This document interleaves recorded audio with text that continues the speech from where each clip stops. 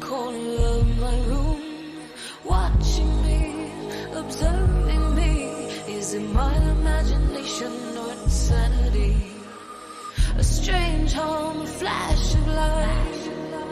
I'm overcome, nothing but fright. Otherworldly beings taking me in the night. I'm an extraterrestrial hostage tonight. I wanna run, but I can't move. What do I do? What do I do?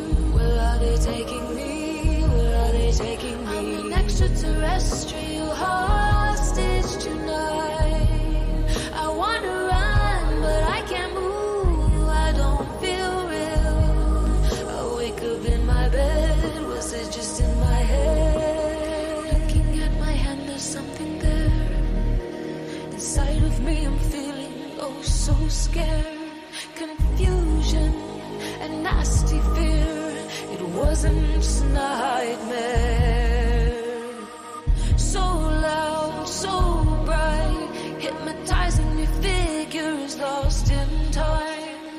I'm tortured, surrounding me tonight. I'm an extraterrestrial hostage tonight. I wanna run, but I can't move. What do I do? What do I do? Where are they taking me? Where are they taking me? I'm an extraterrestrial hostage tonight. I wanna run, but I can't move. I don't feel real. I wake up in my bed. Was it just in my head? Where are they taking me? Others welling in me. Where are they taking me? Anxiety rising. Was it just in my head? Paralyzing panic. Was it just in my head? I'm an extraterrestrial hostage tonight. I wanna run, but I can't move. What do I do? What do I do? Where are they taking me? Where are they taking me? I'm an extraterrestrial hostage tonight. I wanna run, but I can't move. I don't feel real. I wake up in my bed. Was it just in my head?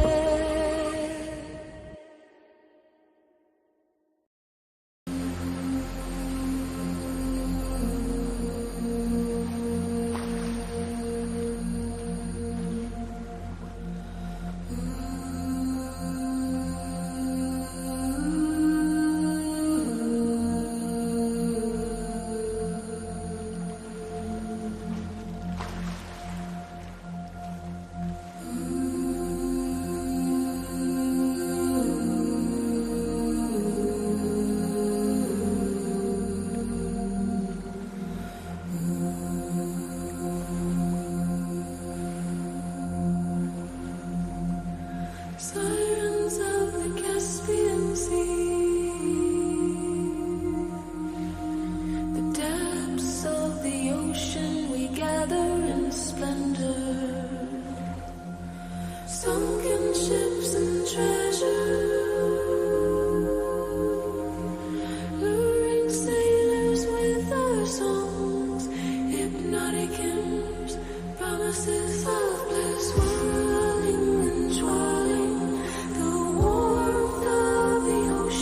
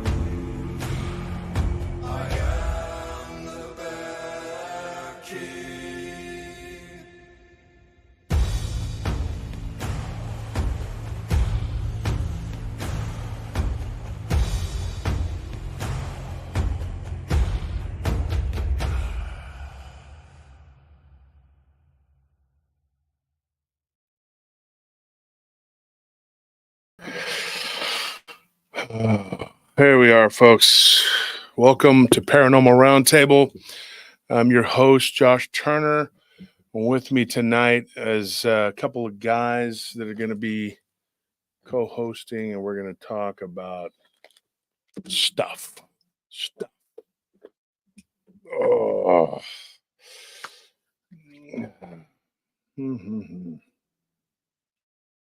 Is it just me, or just every month when you go back to look at certain things, your password has changed? I kid you not. This has got to be. I'm going to talk tomorrow night. Tomorrow night, I already know what we're going to talk about. We have a few things. I've discussed about it last night, and I said, "Hey, this is what we're going to talk about on Sunday." Sorry. And one of the things that I'm going to discuss is Goat Man, and then somebody who claims to have seen what looks like a pig hog. I don't know what it is. It's really weird. But then you got a couple other things going on. You know, we got the scarecrow story, and then a werewolf story, or a werewolf / vampire story. So that's going to be good. It's going to be interesting to get this guy's perspective. Um, you know, but the Mandela effect is still something that happens all the time, and somebody talked about it in our group. If you go to the Paranormal Roundtable group on Facebook, there's always some firestorm from somebody posting something, and somebody says, "Well, I don't believe in the Mandela effect. It's not real." And so then that started a big old thing, whatever. And yeah, I mean, a couple comments got removed, but it wouldn't be Paranormal Roundtable without controversy. Basically, um, somebody said that they didn't believe in it, but I'm like, dude, I've seen it happen personally many times. And I was talking to this guy at the gym who listens to my show, and he said that he thinks that it's a giant psyop. And he went on to show me or tell me about a video that I went and found about a guy that like, you see a guy pull a gun out on somebody, and then the next thing you know, the camera glitches, and then the other guy has the gun, and it's like the complete opposite. And it's like, oh well, that's what happened. No, that's not what happened. That's what they're showing. That's not. It's so weird, dude. And then there's this whole thing with a particular. I don't want to say the name of it. It's an Italian name, but it's a store. It's a brand, and they have a mannequin. Okay, so the story is that the guy. And let me bring my guests on, because then they can talk about this too. Let me bring on Rob. How What's you up, brother? doing? Chris James. How you doing? Everybody I'm good? just waiting for the cats to gather around again. Yeah. That's wild. You know, I had a lady tell me, she actually emailed me saying every time she watches my show, the cats come around the computer. I must be like the cat whisperer or something. I don't know, but You could start your own YouTube channel just for cats. just for cats, right? Dude, people love cats and dogs too. People love animals. I love animals. I don't know why anybody wouldn't, man. I years ago, I went out on a date with this girl. I still remember her name. I'm not going to say it, but she asked me out, and I was actually helping a friend, so I was kind of like temporarily managing his club for him. I was pretty much retired from the club business and didn't want to be involved. Too much trouble. You think this is bad? And the wars there were real. You know, people were doing real stuff. And he said, "Hey, I'm going to be in Vegas for like a week for a car show. Can you manage the club?" One of my good friends. And I said, "Okay." And then he ended up like coming back, and then there was a death. And so then I ended up doing it for another week. So, but before you know it, it was like 2 weeks. And I said, "Look, I really got to get back to doing." I was only working part time my other job, and that was a full time job. And I said, "Look, I need to do my other job. I really don't want to be in the club business." And so there was a bartender girl there, and she was very, very beautiful, and she wanted to go out with me. And I wasn't a permanent manager, so I figured, what's the harm, right? And if I ever believed that somebody was a reptilian, it was her. It was her, because she had like her skin. She was like always messing with her skin. She said, "I have really bad skin. I've never seen somebody whose face looked the way hers did." But when you're young, you're not even looking at the face. You're looking at this beautiful girl, and she's like in shape and looks perfect. And then she tells me, because she comes by my house, and she's like, "Oh, you have dogs and a cat, you know?" And my brother had a cat, and she was like, "I hate animals." Red flag. Exactly. And she came to Red pick me flag. up in her nice car. She was well off already. I think her parents probably had money or something. And so we went out to dinner, and she just acted weird, dude. Like, I mean, she acted really weird. A couple years later, a buddy of mine went out with her, and he said, "Dude, she's a freaking reptile." Like, because we had something that happened at the club, and he reminded me of that incident. And he told me, I said, "Well, thank goodness," because when she said she didn't like animals, that was it for me. I was done. She said she did not like animals. So can't be with me if you don't like animals. That's all there is to it. I'm not. I mean, you know, it's your choice, but you know, That's not the first time I've heard that too, where certain people have been approached by people, just very outward or I don't want to say aggressive, but advancing people. And when I get to know them more, there's these signs of, especially when it comes to their skin. Their skin Mhm. almost looks like this, like if you were to look at dragon scales that aren't raised, almost like Mhm. the perforations in their skin are sort of reptilian or diamond shaped, and then you can see them as you're looking at them. And I believe that there is a very big contingent of elites that are interbred with the reptilian, so they're half Mhm. human, half reptile, and that's how they garner positions of power through their money and facility and their esoteric information that's being brought up from that underground, that underground base or that other side.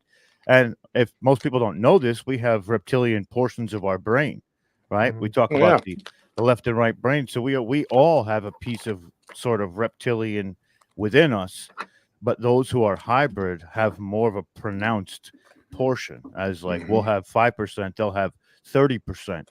And that 30% gives them specific things that they can either do, say, or, garner certain types of information through their DNA. It's crazy. I think a large proportion of serial killers have a high level of, because there were people that said Ted Bundy's eyes were reptilian looking. People claim Jeffrey Dahmer's eyes changed. I mean, you hear these stories all the time. I mean, it's Herb Baumeister. You know, I remember reading about him, and they said that his eyes changed, like something took over. You know, and I was just like, well, you know. And then there's also a type of people, but you can't really say it because then you'll sound like you're being, you know, racial or religious or gender bias, whatever. But there are certain types of people, like one of my friends who's Indian, and he said that there is a cult there. They call it a cult anyway, and it's not really Hindu. It's an offshoot, but that what they do is they worship Kali. And so this is the Kali Yuga, and they're happy to be in this because this is the age of destruction. And they practice cannibalism and the drinking of blood. And he said that a large proportion of them have reptilian like eyes. Oh. There was a question in the chat that says, how does blood type relate to aliens? And it's very, very dramatic, right? There's specific Mhm. lineages. Our DNA is been basically cropped by so many different types of extraterrestrials. Again, we talk about the DNA like last time. That's that 90% junk comes into the sense that there is, certain portions of our DNA that have been altered or changed to be infused with certain entities from different dimensions, different realities, even, and that's sort of how we get into these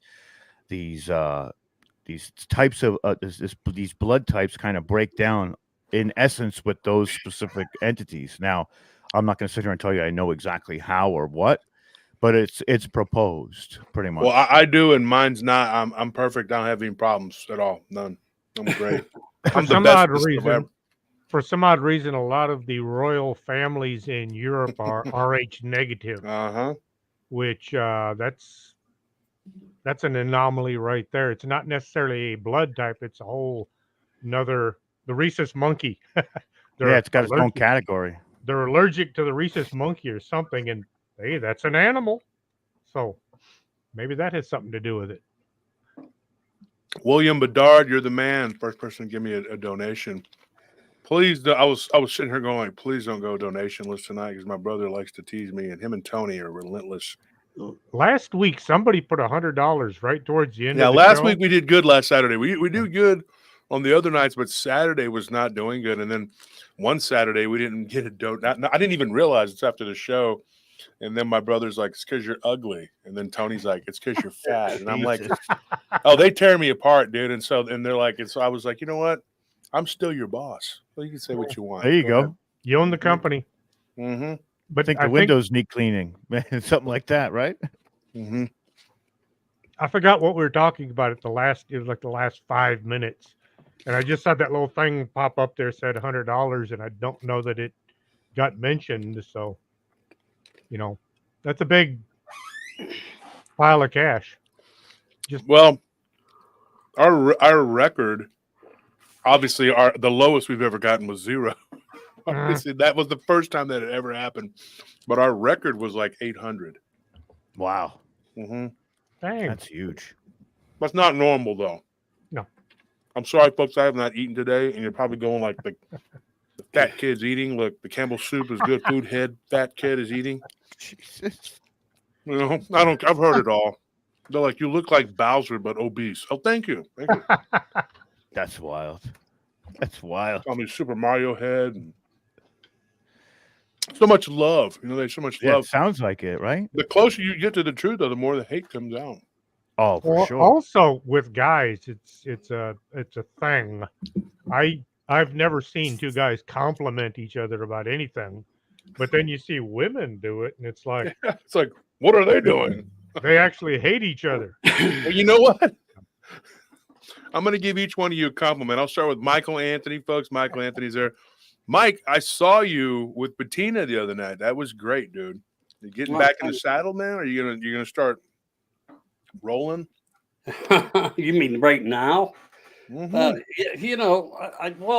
I mean, listening to what some of the subject matter was and talking about bloods. I mean, we do know things about blood, of course, and yeah, people have theories all over the place. So I'll just step in with that for a minute.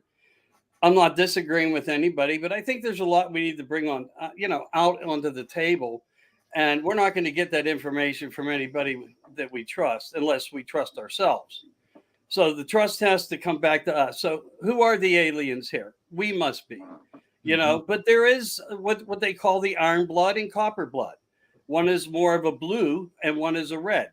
But then you hear, in the movie narrations that these things exist and they implement it and they manufacture, things of content into your mind, MK Ultra, and all that bullshit. But I mean, we know that did exist. We have iron in our blood, so it's red. Well, there were, according to what some people wrote in scientific documents, stated that ones with higher content of copper were actually blue blood. And I wonder if that's where the whole system of the authoritarianism come in on that show, The Blue Bloods. So we're showed examples of everything in culture. So I feel like we're seeing everything. We have disclosure right in front of our eyes. It's just how we're willing to accept it and to try to, just doing what you're doing, Josh. I praise you for what you do. But, when the facts are stuck to, that's when answers start to surface. And I think that's how you get to them. And when we go into, ufology and paranormal, you have different people of character and references and scopes and great book authors, ones who truly try to bring information to the surface. I always say, go back, dig deep into everything. And the reason I say that is because I'll give you an example of something that's coming up, what I did the show on with Bettina, and me and Brian talked a little bit about it last night as well on a show. And, the great big, what's going to happen hoopla for, the 8th of, what is it, the April 8th? April 8th. So why do we have a government that is, calling in the National Guard and all these things? Why would they go to a place that could be destroyed? unless they could control the narrative of something that can happen. Why would you set up in all these places and make it look like it's all about a fair content? And it's the same thing. It's repetitious. It's in everything that we look at, study, and have interest in, because they utilize our own minds to think and think out of the box, and sometimes fictionalize it for them and help them in the cognitive war that we're in of the dissonance.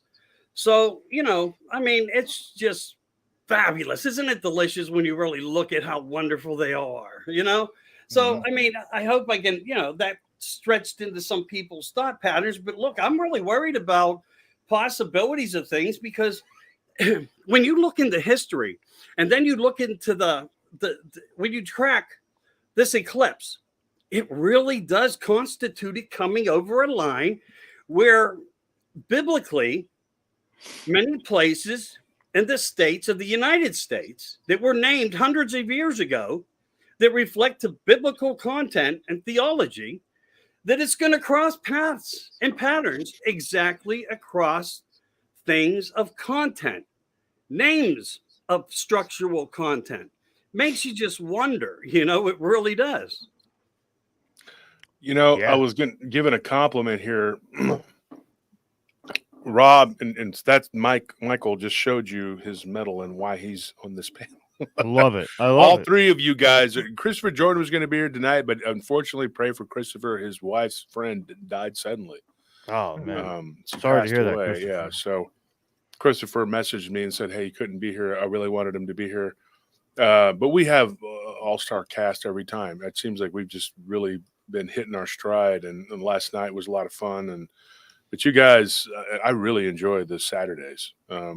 Last night we got I think we were up to almost 600 people or something. I mean, it was it's just been, we hit 730, I think last Sunday. Sundays have just been killing it on the lives, but we hit the, I think 15 or 16,000 just from the Tuesday's episode, the Vampire Confessions. And so the show is doing great. We are now at a pace of 2.2 thousand subscribers every 28 days. That's awesome. So yeah, you're rolling. So there was a lady that my wife and me have a really good friend. She's a former Olympic medalist from Germany, and she's got a vitamin shop, and she is an amazing person. Her husband was an Olympic medalist too, and they're really nice people, and her kids are really good. They're all good people. Her kid, one of them is probably going to become a pro tennis player, but shout out to Yvonne. She has a place called Total Fitness Nutrition. If anybody needs any ideas or supplements, whatever, let me know, because I do believe she can ship, but she gets stuff from all over. She goes out of her way to get stuff from Europe and things that are really, really healthy and good brands and stuff. And she's not paying me to do this. I'm just telling you. But I was in there, and there's a lady that came in. Her name was Chastity, and she said, "Hey, I like your show. I watch your show." And I guess is that a promo there, Mike? I love them. They love me.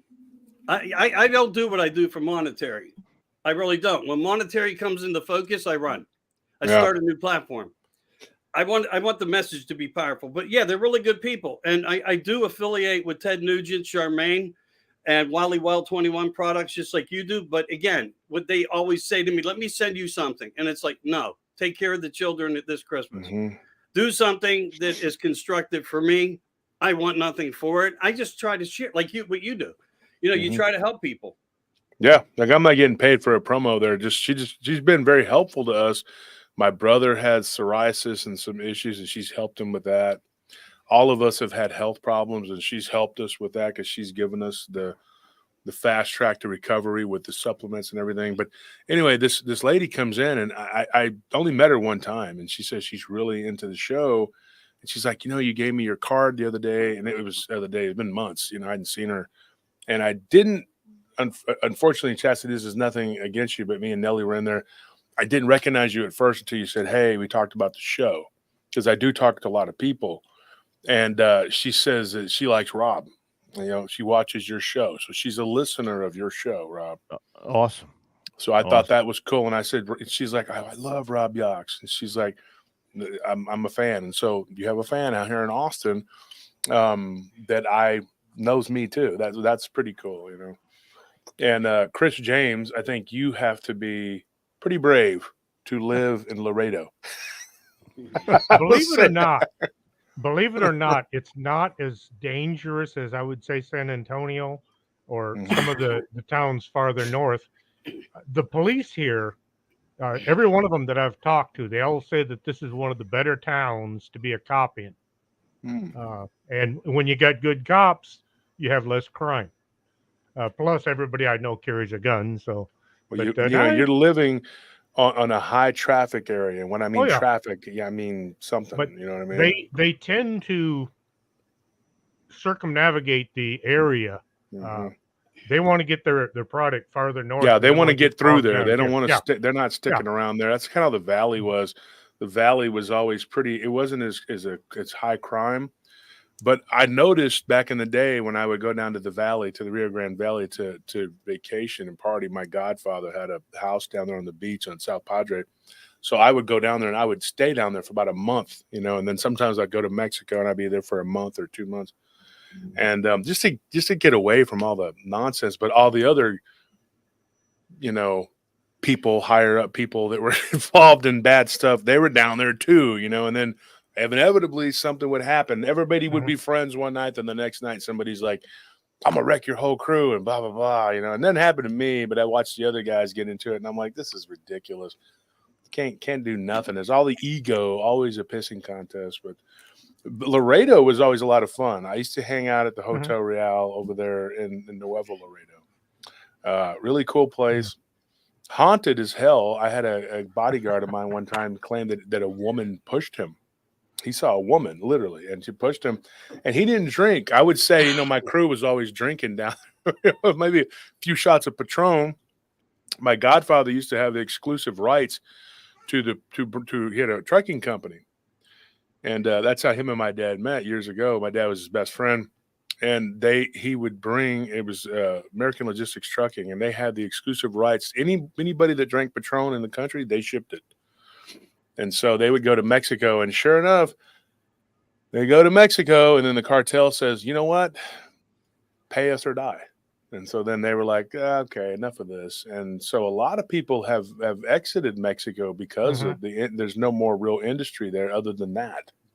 Like even avocados down there in the South, They fought a war over it. They literally fought a war over the cartel with the cartel if it's worth a dime. If it's worth a dime, it's coming across the border. Some cartel has their hand in it, and they're getting like 8 cents.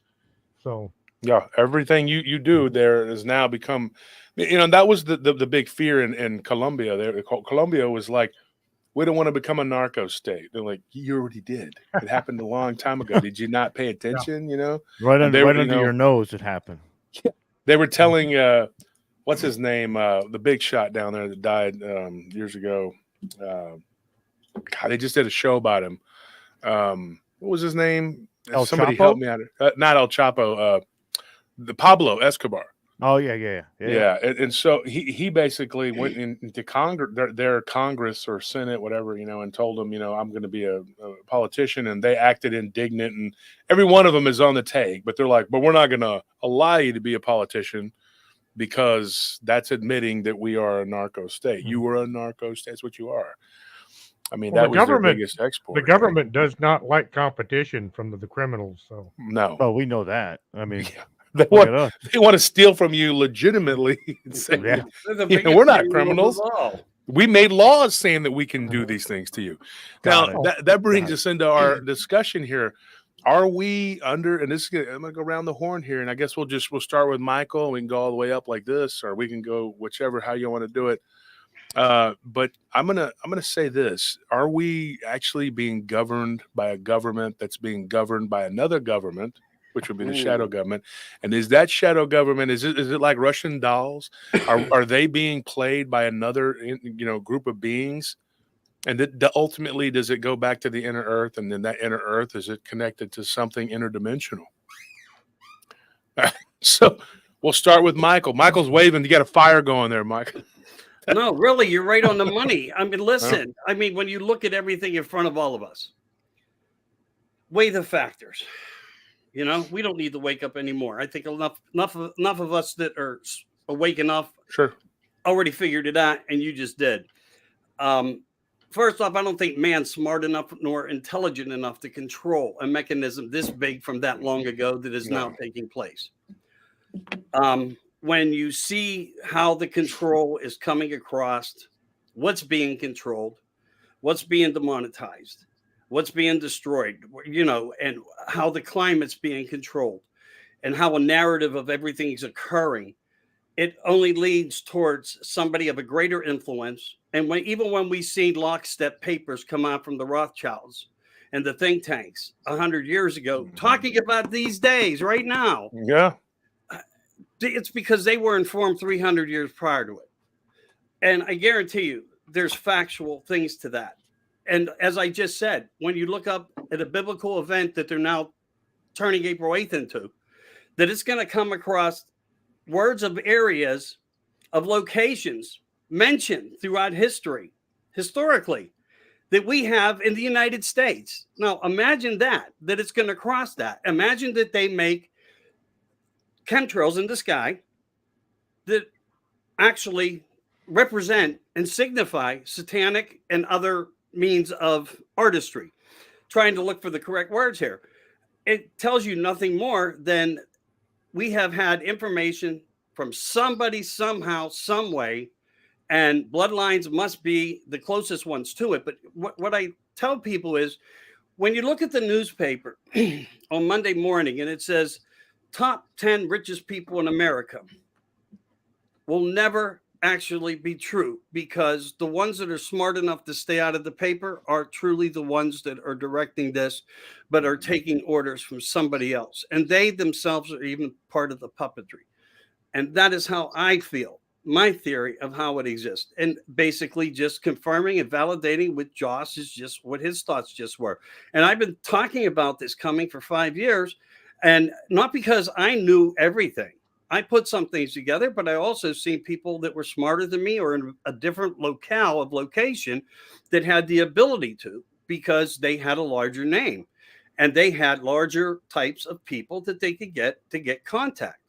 And when we look at people like that, you know, whether he's a wrestler or LXJ, or I'm trying to watch words right, because I don't know how they'll bounce you, because when I had huge numbers here, they bounced me for just naming names.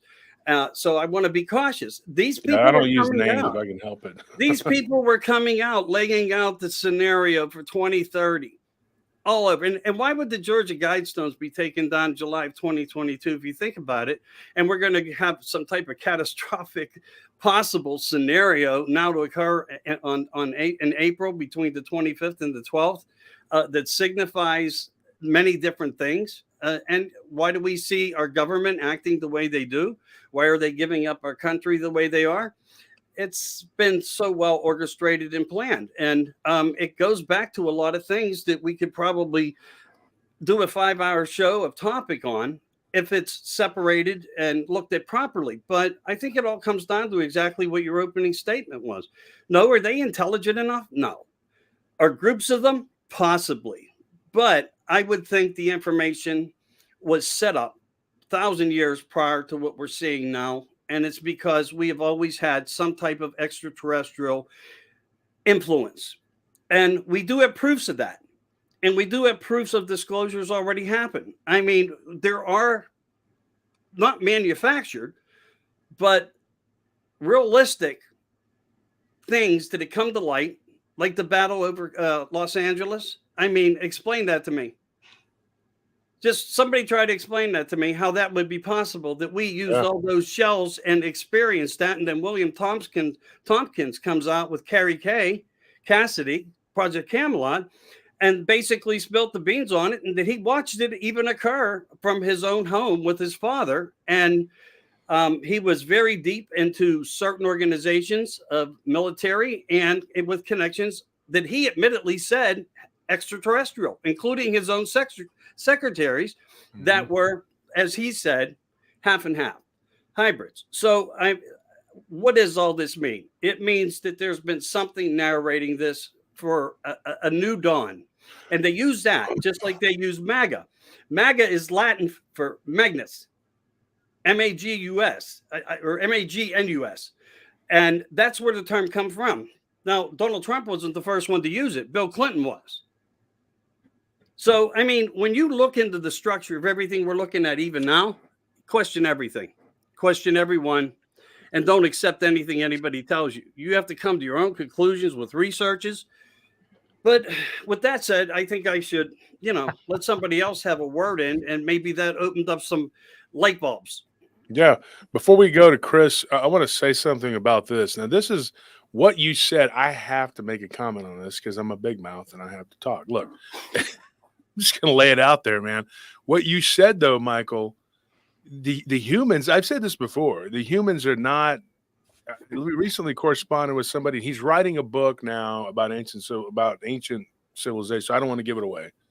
So he wants to keep it under wraps. But I was talking to him, and he called me out of the blue and asked me a question. And I was kind of surprised that he wanted my opinion because there's a lot of other people's opinions that I thought would be more valuable. But I said, if you really want to know what I think about this, I'll tell you. And what I told him, I said exactly what you said about. I said, they're playing a long game, and it is not a game that we can play as humans because our lifespans tap out at 100 years. And so he said, well, how does that work then if there's a long game, something going on? I said, because they can structure society to stretch it out to where they don't have to they don't live lifespans like us. First of all, they're vampires, which sounds crazy to think about, but they are. And they can live for an extraordinarily long period of time, probably double ours just on the blood drinking and crap that I'm not going to get into it. But then when they die, they have ways to just immediately come right back. And so they can do this multiple times. And it sounds insane, but it is really true what they do. I mean, I am not joking about this. Whereas when we pass on, we can't carry over the knowledge, which, that's it. But these people, they just keep going. I mean, so anyway, that is how they perpetuate this because they're like, well, they're playing a long game. How does that actually work? And thank you, Liberty, for that donation. We appreciate it. Like I said, we're trying to get some camera equipment together. I do have a listener, Matt Durgo. I appreciate that. You sent me some, but I don't know what I'm going to get. So it may be something that I can use and then it might not, but we also need new cameras and then we need a bunch of equipment. So thank you for that donation. That's going toward the equipment fund. So, cause I'm going to be doing some outdoor investigations, not trying to be like anybody else. I just think that I found some habitation and I want to go look into it and hopefully not get my head ripped off.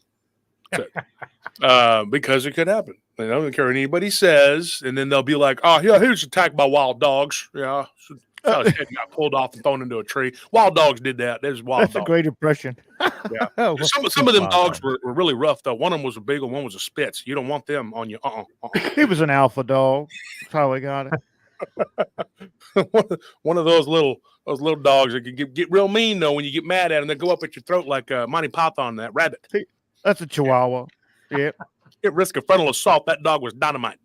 But the thing is, you don't know what their end game is ultimately because we're just human beings. But there is something to that, and they're going to keep pushing this until it happens. And they've been pushing us toward this for a long time. And I say this all the time: 100 years, 200, that is nothing to them. That's nothing to these beings. So, Chris, you next. What do you think about what we just talked about? Yeah, you're talking about the long game. When a particular international banker first got his foot in the door after Napoleon lost, and what he had done was he had people set up all around the battlefield watching, and as soon as the tide turned, I think it was the Prussian army showed up on the British side, and his scouts ran for the English Channel where they already had a boat sitting there waiting to go. They jumped on the boat. They went across the channel. There was a guy waiting with a horse. He jumped on the horse, rode into London, and he told this guy, Napoleon is losing. So he went in and he started selling all of his stock in England, which everybody's like, oh my God, they must have won Napoleon. And so everybody started dumping all their stock from England. And this guy started buying it all cheap, pennies on the dollar. He wasn't trying to establish his own international bank. He was trying to set something up for his family, for his descendants to have, because he had, what was it, 5 or 7 kids? Yep. And when he died, he was 52% of the world's wealth belonged to him. Damn. Then they set up a bank in Germany, France, England, Spain, Spain, and the United States. And I think there's another one in Italy. Italy. And then they Italy loaned tons of money to the government to fight World War II. And you know that the Krupps, I'm just going to say names. Whatever, it's the truth. Let's just say one of the arms of that family is the warmonger, and that is the Krupps. And the Krupps were actually the ones responsible for arming the Low Countries, because they said, hey, maybe you should help France build a wall, a line to stop the nasty Germans from coming over, because it's going to happen again. And they're like, the leader of Belgium was like, how do you know this is going to happen again? Yeah. We have it broken down and partitioned into little sectors. Well, I'm just saying it could happen again. It's because you're going to make it happen again. That's why. And then when the Germans came through the Ardennes, nobody believed that they could go through the Ardennes except the Germans. Yeah. So they were like, well, we're going to do this. The box. I mean, yeah. And then, of course, the little guy from Austria, who I still think was a shill, a plant, and they used him. We've talked about that before. And then, of course, they rolled through the Ardennes. And then next thing you know, Belgium's like, okay, so all that money we gave to these people, it did nothing. It didn't do anything. It didn't stop anything. And they set it up to where they squeezed Germany's neck so hard that, of course, somebody's going to rise up. And if they see, here's the funny thing, and I'm going to say this, and this may be completely offensive to some people, and I don't give a crap. But if they said, how was Hitler able to work all those people into a frenzy? I said, do you realize that if I got up there with a couple of large pizzas and some breadsticks, I could have done the same thing? Because they were starving to death. And I said, look, we're going to have Little Caesar's pizza tonight. They're going to be like, well, who do we fight? Because they're starving. They have nothing.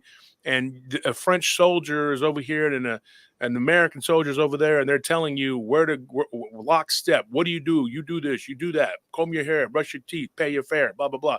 Who the hell is going to want to live like that? So then somebody comes along, drives them out and tells them to get lost, and then says, we're not. And then he says, look, they're gonna force us to fight.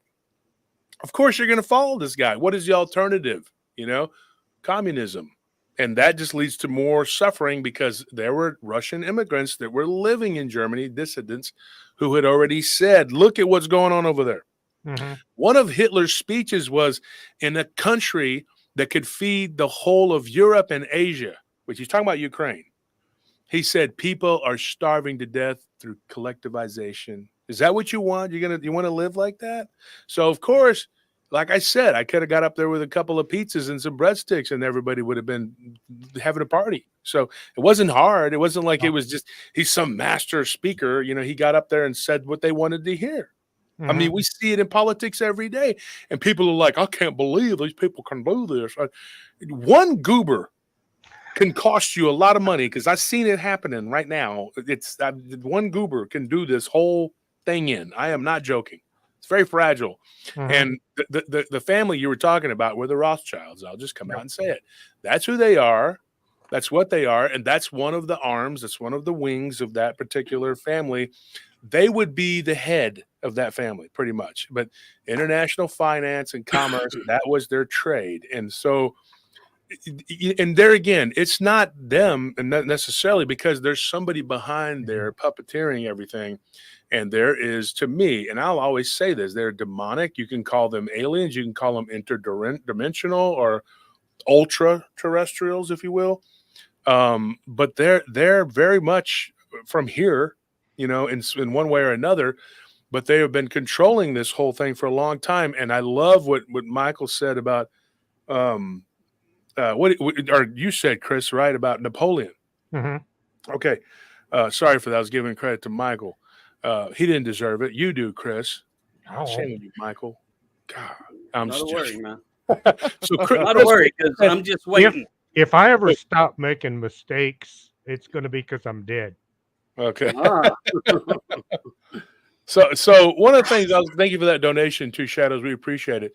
But what you said though about Napoleon, because you're talking about the Battle of Waterloo, because the Prussians flanked him, and everybody thought it was a pretty good fight, and it was going to be the British, and they weren't 100% sure what the Prussians were going to bring to the field because they had been crushed in 2 previous battles, and up to that point, they were considered to be the elite fighting force of Europe. I mean, Everybody you look wanted at them. the Hessians; they were used as mercenaries. Germany wasn't a country. You had Bavaria, you had Saxony, you had these Luxembourg, you had Austria, which was never really Germany, but it became part of Germany. Then it wasn't part of Germany. And then Prussia. These are the countries you had that made up the German state, and each one was its own little fiefdom. But they were always used as mercenaries, for a long, long time. Even going back to the Roman Empire. And them and the Spaniards were considered to be the backbone, the fighters of Europe. And so, of course, whenever Napoleon was at war and he defeated the Prussians twice and over the open field, everybody was like, oh my gosh. And not only did he do that, but he beat them and the Russians at the same time. The fatal flaw was when he went into Moscow, and Moscow was abandoned. So he decided to burn the city, and at least he said he did, but it really and truly the Russians did it themselves, and they lit it on fire. And that was his big excuse when he came back to France. He said, well, the Russians lit Moscow on fire, so we couldn't winter there, But the truth be told, he should have turned his army around and marched right back. Now the Russians would have fielded another army, but he could have beat them in the open field once again. But you get what's his face, the British commander. He gets all the glory for whatever. Wellington.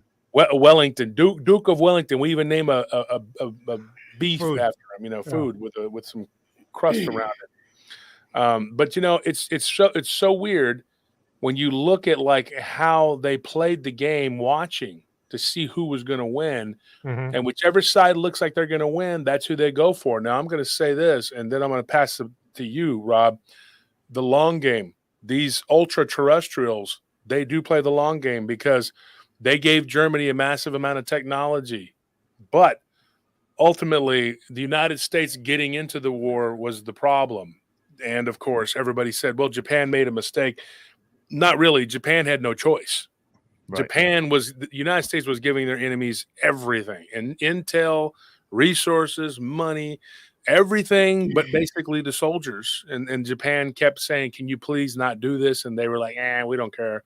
And then finally they bombed Pearl Harbor. The information had already been given to them.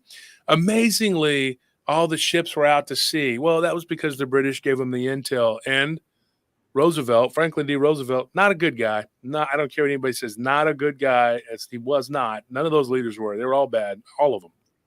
And so he was like, a day that will live in infamy.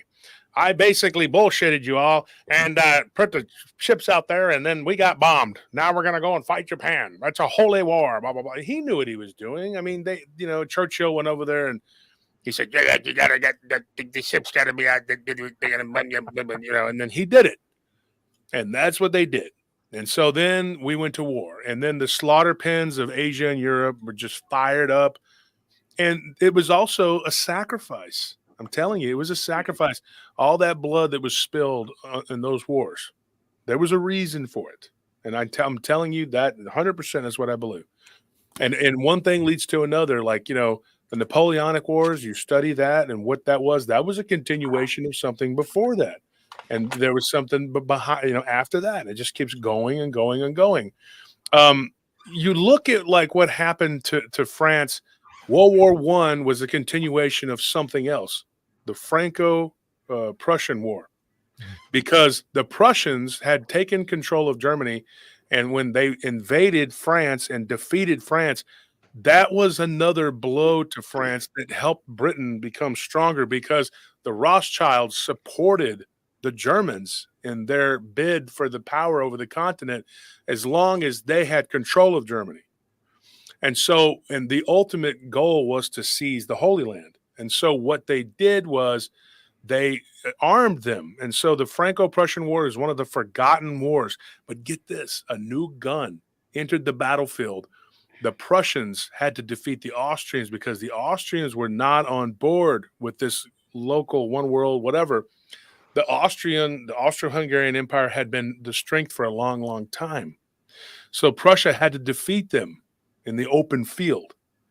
And the bolt action rifle is what won that. And they obliterated the Austrian army.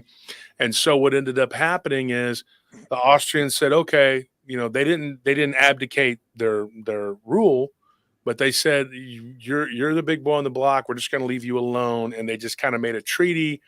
But then the Prussians said, we want to go after France. And of course, it was horrible. They laid siege to Paris, and then they took it. And this is prior to World War I. This is right after World War, would have been the Civil War.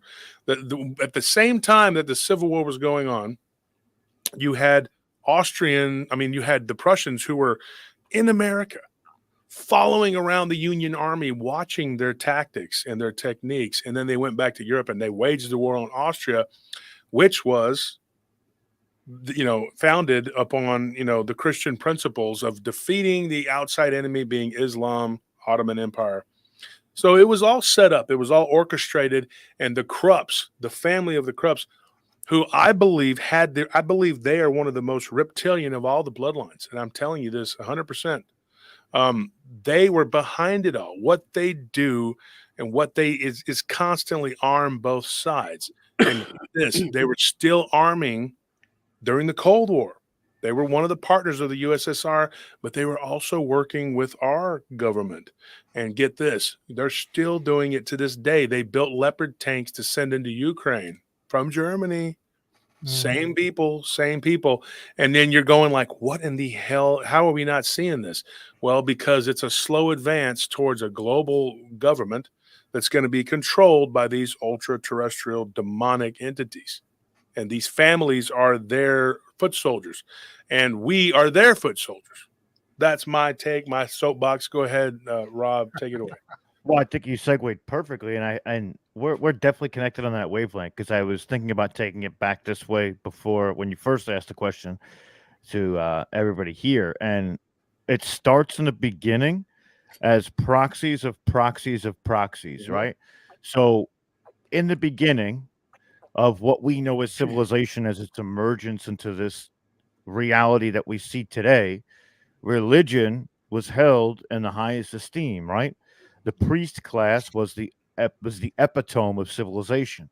The priest class could topple a king in matter of moments. They were the kingmakers, right? These are the people that essentially communicated with these extraterrestrial interdimensional beings, and therefore gave their plans moving forward, while having the ears of the rulers, the emperors, the kings, and essentially creating these dichotomies in which the kings would then act out. They would move their armies into specific places to act out the will given to them by the priest class. And all they had to do was tell these kings it's a divine purpose of some sort. Then they had these set up all over the world in all different types of cultures, civilizations. Then there was a consolidation at the very, very top of those interdimensional beings of power. And they started to go into the monotheistic religions as opposed to the polytheistic religions, right? And we see this move from multiple gods to the one God, right? To the one God systems. And from that, once we get into, like, just to kind of make a long story short, there's a lot of benchmarks in between. But as they move into an era, which is now the industrial age, they see that religion doesn't have so much of an impact as it did before. So they move into industry and banking to pull those levers, because money and commodity have become the moving forces of the world at large, right? And there were a few offshoots of these interdimensional societies that stood against these controllers, like the Tartarians. The Tartarians were effectively, they were all over the world, but they were giving away free energy. They were basically using the power of frequency and things like that, and they were demolished. We have the declassified papers that talk about the destruction of anything Tartarian, regardless of where it is in the world. If you see this information, you're to destroy it at all cost, even at the cost of that operative's life. So they moved this way, and now we're here, right? And we're in this precipice one more time, because now banking is still a major industry, and it's still major with the multinational corporations, and they're garnering control. But there's also a political aspect to it, which wasn't so much. It was there before, but it wasn't so prominent. So you're going to start to see these heads of proxies of these interdimensionals fall into those categories of the political arena, and they're going to try and consolidate power again.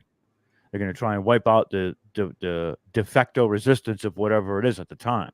They're calling their enemies out now, and it's going to be, and then we get things like this April 8th incident, which was supposed to be some kind of potential black swan event, or, like we were saying before, there's referencing this 300 years ago because they're able to see back and forth. These interdimensional beings don't have to reside within this time frame right now. They can jolt into the future and come back to the past and sort of tailor what they need to do because they have that technology. But we see that this is a complete envelopment of culture at the time. And they are behind the scenes pulling the strings, but they're pulling the strings through proxy, which means that we'd have to topple a lot of things to relinquish their control, so to say. Wow. You guys are brilliant, man. And I'm not saying that as I'm saying that as a very meaningful comment. I appreciate that. It's the patriotism, the vibration of how that starts creates a vibration. Very important. Frequency, vibration, create patriotism. Old men create wars, young men fight them. Mm-hmm. Stupidity is an analogy that they fed into us as a society. And I don't care what you look at or what your beliefs are, and I say this with respects to everybody, but it was a disciplinary system put into place. So if divide did occur, they could control the divide. And don't they do it? So it doesn't matter if it moves from the religious aspect or the fact that many places in the United States are owned by other entities. Just because it says it's a state does not mean that land is actually owned by the United States of America. There is interest payments that go to others and other families. Also ones with other names. Like Bush is not even the name. It's chefs. So they hide behind many different methods of their madness. Prescott Bush was one of the biggest who was charged for treason for funding the Germans. But he was funding it because part of the plan failed. So there's a lot of places of discussion that this could go into an enormous amount of, subject matter that can be intellectually, torn apart by all of us to try to figure it out. Wow, it's mind blowing. But these are some of those narratives of, what is the realization of the product where we are now.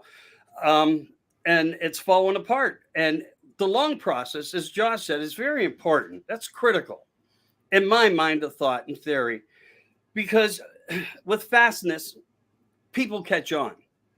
But over time and delivery and, people fill in their wallets, so to speak, it gets them to a place where they want to be regardless.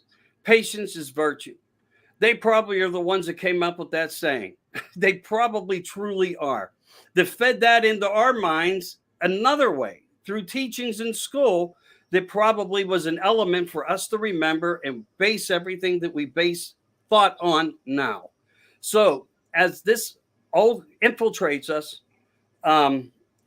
it still brings us to the point of we're in that WTF moment.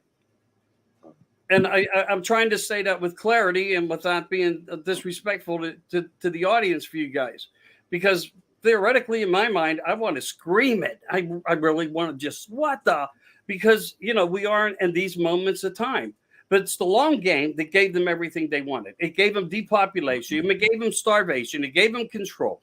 It gave them the Red Cross to hide everybody from the Germans to go to Australia. Because the truth of the matter is they all sat down together and planned every bit of every part out way before we ever thought it was going to happen. They sit down and they played that game way before we ever. They're already, just like technologies, 150 years, 50 years ahead, 100,000 years. It doesn't matter. So are they. So at the end, where are we going to be? And we know there's a beginning, we know there's an end, and we got to walk through all the bull to get to the something we'll probably never see in our lifetime, probably never in our children's lifetime. And all we can do now is try to do something with words, because the power of words is what's most important. The power of the pen is the only thing stronger, because that's the mechanics of how the construct works, whether you're looking under corporate law, maritime law, or just general practice law. And that's why they call that practicing law, practicing medicine. It's one of those things. Well, we're just practicing. We're not great at anything, and they never will be, because it's meant to have a divide there, winners and losers. That's why you have NFL, winners and losers. That's why you see satanic rituals at the football game, winners and losers. You're either with us or you're against us. It's people's choices to chant what they want, whether it's Let's Go Brandon or some other facet of. But again, my compliments to everybody's comments, because I think they were brilliant. I wanted to say something to just because I'm a history guy, and I want to make sure that everybody understands this comment here. And this is not me trying to be right. Joe Van Dorp, I know exactly when the Franco-Prussian War was. I'm trying to put a timeline. 1866 was when the Austrians fought Prussia, and it was only 1 year, and Prussia crushed them. He is right, though. The needle gun was the reason. I mean, they were using a breech loading gun that was a lot easier and so they used the needle gun to defeat them. And so that was a new technology. But you got to remember, what I said, though, was the Krupps funded that technology. They gave it to one side because the Austro-Hungarian Empire was too strong, and so they weakened them, and they also deflation. There was deflation, inflation, all kinds of things going on. The Rothschilds said, "We'll step in and we'll stop it." And then you got to understand something. They were all working together. The Krupps were their cousins, and they were all related to one guy back in history, Charlemagne. So when you stop and you go back and you look at the whatever. Now, somebody asked a question in the chat, and I want to get into this for a second, and then I want you guys' opinion on this. Listen to what I'm going to tell you. We're talking about war and all this, and what does this have to do with it? Oh, trust me, I'm going to tie it together with a nice, pretty bow for you all. This is what I'm going to tell you. The reason that this is important is because exactly what Chris James said, and me and Chris have talked in depth about war. They use war like that's their vessel. They use it. They also use plagues and diseases. I think we just saw that, right? Well, so what ends up happening is they used this war, and in 1865, the Civil War in the United States was ending, which ended in the federal government having absolute power. Now, a lot of people say it was about slavery. Slavery was there, and it was a bad thing, and they used it. But the federal government managed to get absolute control. And that was a big deal, because the federal government immediately went over to the Rothschilds, because they set up another place you didn't mention, Chris, was New York City, which was one of their headquarters, right? Well, actually, the headquarters. That was what they called the New Rome. And consequently enough, some of these vampires have said, hey, that's actually our headquarters. No shit. That's probably what it's also home of a bunch of reptilians, but we're not going to talk about that yet right now. What they did was they said, we have to have control of the West, and the West is the United States. We have to make somehow them and Britain have peace. There wasn't peace. We still did not get along with Britain. We fought 2 wars against them. We weren't cool with them. So they said, look, we'll move the capital of the money from Rome to London. And then the United States was like, we're not happy with that. We're not happy with that. And in fact, we were rooting for France because we don't like Britain. And so we're like, okay, how about this? We split it between the East, the old money, and then the West, but it's still really the West, right? So we'll give you a base in New York, and then we'll have one in London. And that's what they did. So then the next war immediately after the consolidation of the German power, which was fought between Austria and Prussia, then they united and they went in and they attacked France. Do you know why they attacked France? This is the most important thing, because Napoleon had seized power. Napoleon was a Corsican, of all things. He was a plebeian. He was a pleb, as they would say in Rome. He was not of the aristocracy. He was not an aristocrat. And God forbid anyone who was not of the reptilian bloodline gets put a wreath on their head. And he did it through sheer brute force and said, look, I'm just going to take this, and then you're just going to have to deal with it. And the panic amongst the royals was like, dude, the royals were getting their heads lopped off. And it's not a good thing. Everybody's scared, right? So in order for them to not lose their position, playing this long game, because we outnumbered the reptilians like 500,000 to 1, they can't just come up and fight us, and they have to do what they're doing. And so they used it. They used that bloodline. Napoleon almost destroyed it, because if he would have gotten complete power of the continent, and the same thing with Hitler, they would have destroyed these people. I think Hitler started out as a plant, and then I think he thought, you know what? This started out as me, because he was a spy for the Weimar Republic, and it was Otto and Gregor Strasser that actually created Nazism. And I think that it went to his head, and he thought, to hell with it, I'm going to go rogue, and I'm just going to wage war. I think we can do this. We can win this. And so his handlers were like, look, you need to do this. And he's just like, nine, I'm going to fight you, because I'm your muscle. Why not? Why not fight you? And then he got Japan to go along with it, and he got Italy, and then a bunch of other countries, Bulgaria, Romania, Hungary, they all went along with it. Finland, I mean, there wasn't a small little, and then Spain did it. Franco, he did it through, volunteer, right? You can volunteer. And then half of France went along with it. People have said, why would half of France become the Vichy regime? You know why? Because that part of France, and their big stance was that they had been played, half a century before. They weren't going to let it happen again. So they went along with it. And so that is why these countries united, whether they were right, wrong, or indifferent, whatever. And at first, communism, the communist state of Soviet Union, was their ally. They invaded Poland together. But yet the West did not declare war on Russia. They declared war on Germany, because Churchill was bought and sold. He was their guy. And they said, look, you need to get our crown back. This guy has gone rogue. He's becoming another Napoleon. And so we got to get rid of him. And so they did. And so what ended up happening, there was a transfer of power. And that was how they were able to take control and keep control. And they have a stranglehold to this day. And everybody is just completely ignorant on the actual facts of how, why, what, when, where, whatever. Well, what Joe Van Dorp said, I appreciate your paying attention to history. Yeah. In 1870, 71, that was all they did, was just consolidate, in 1866. Then it was a war to consolidate, and then consolidation, then they went after France.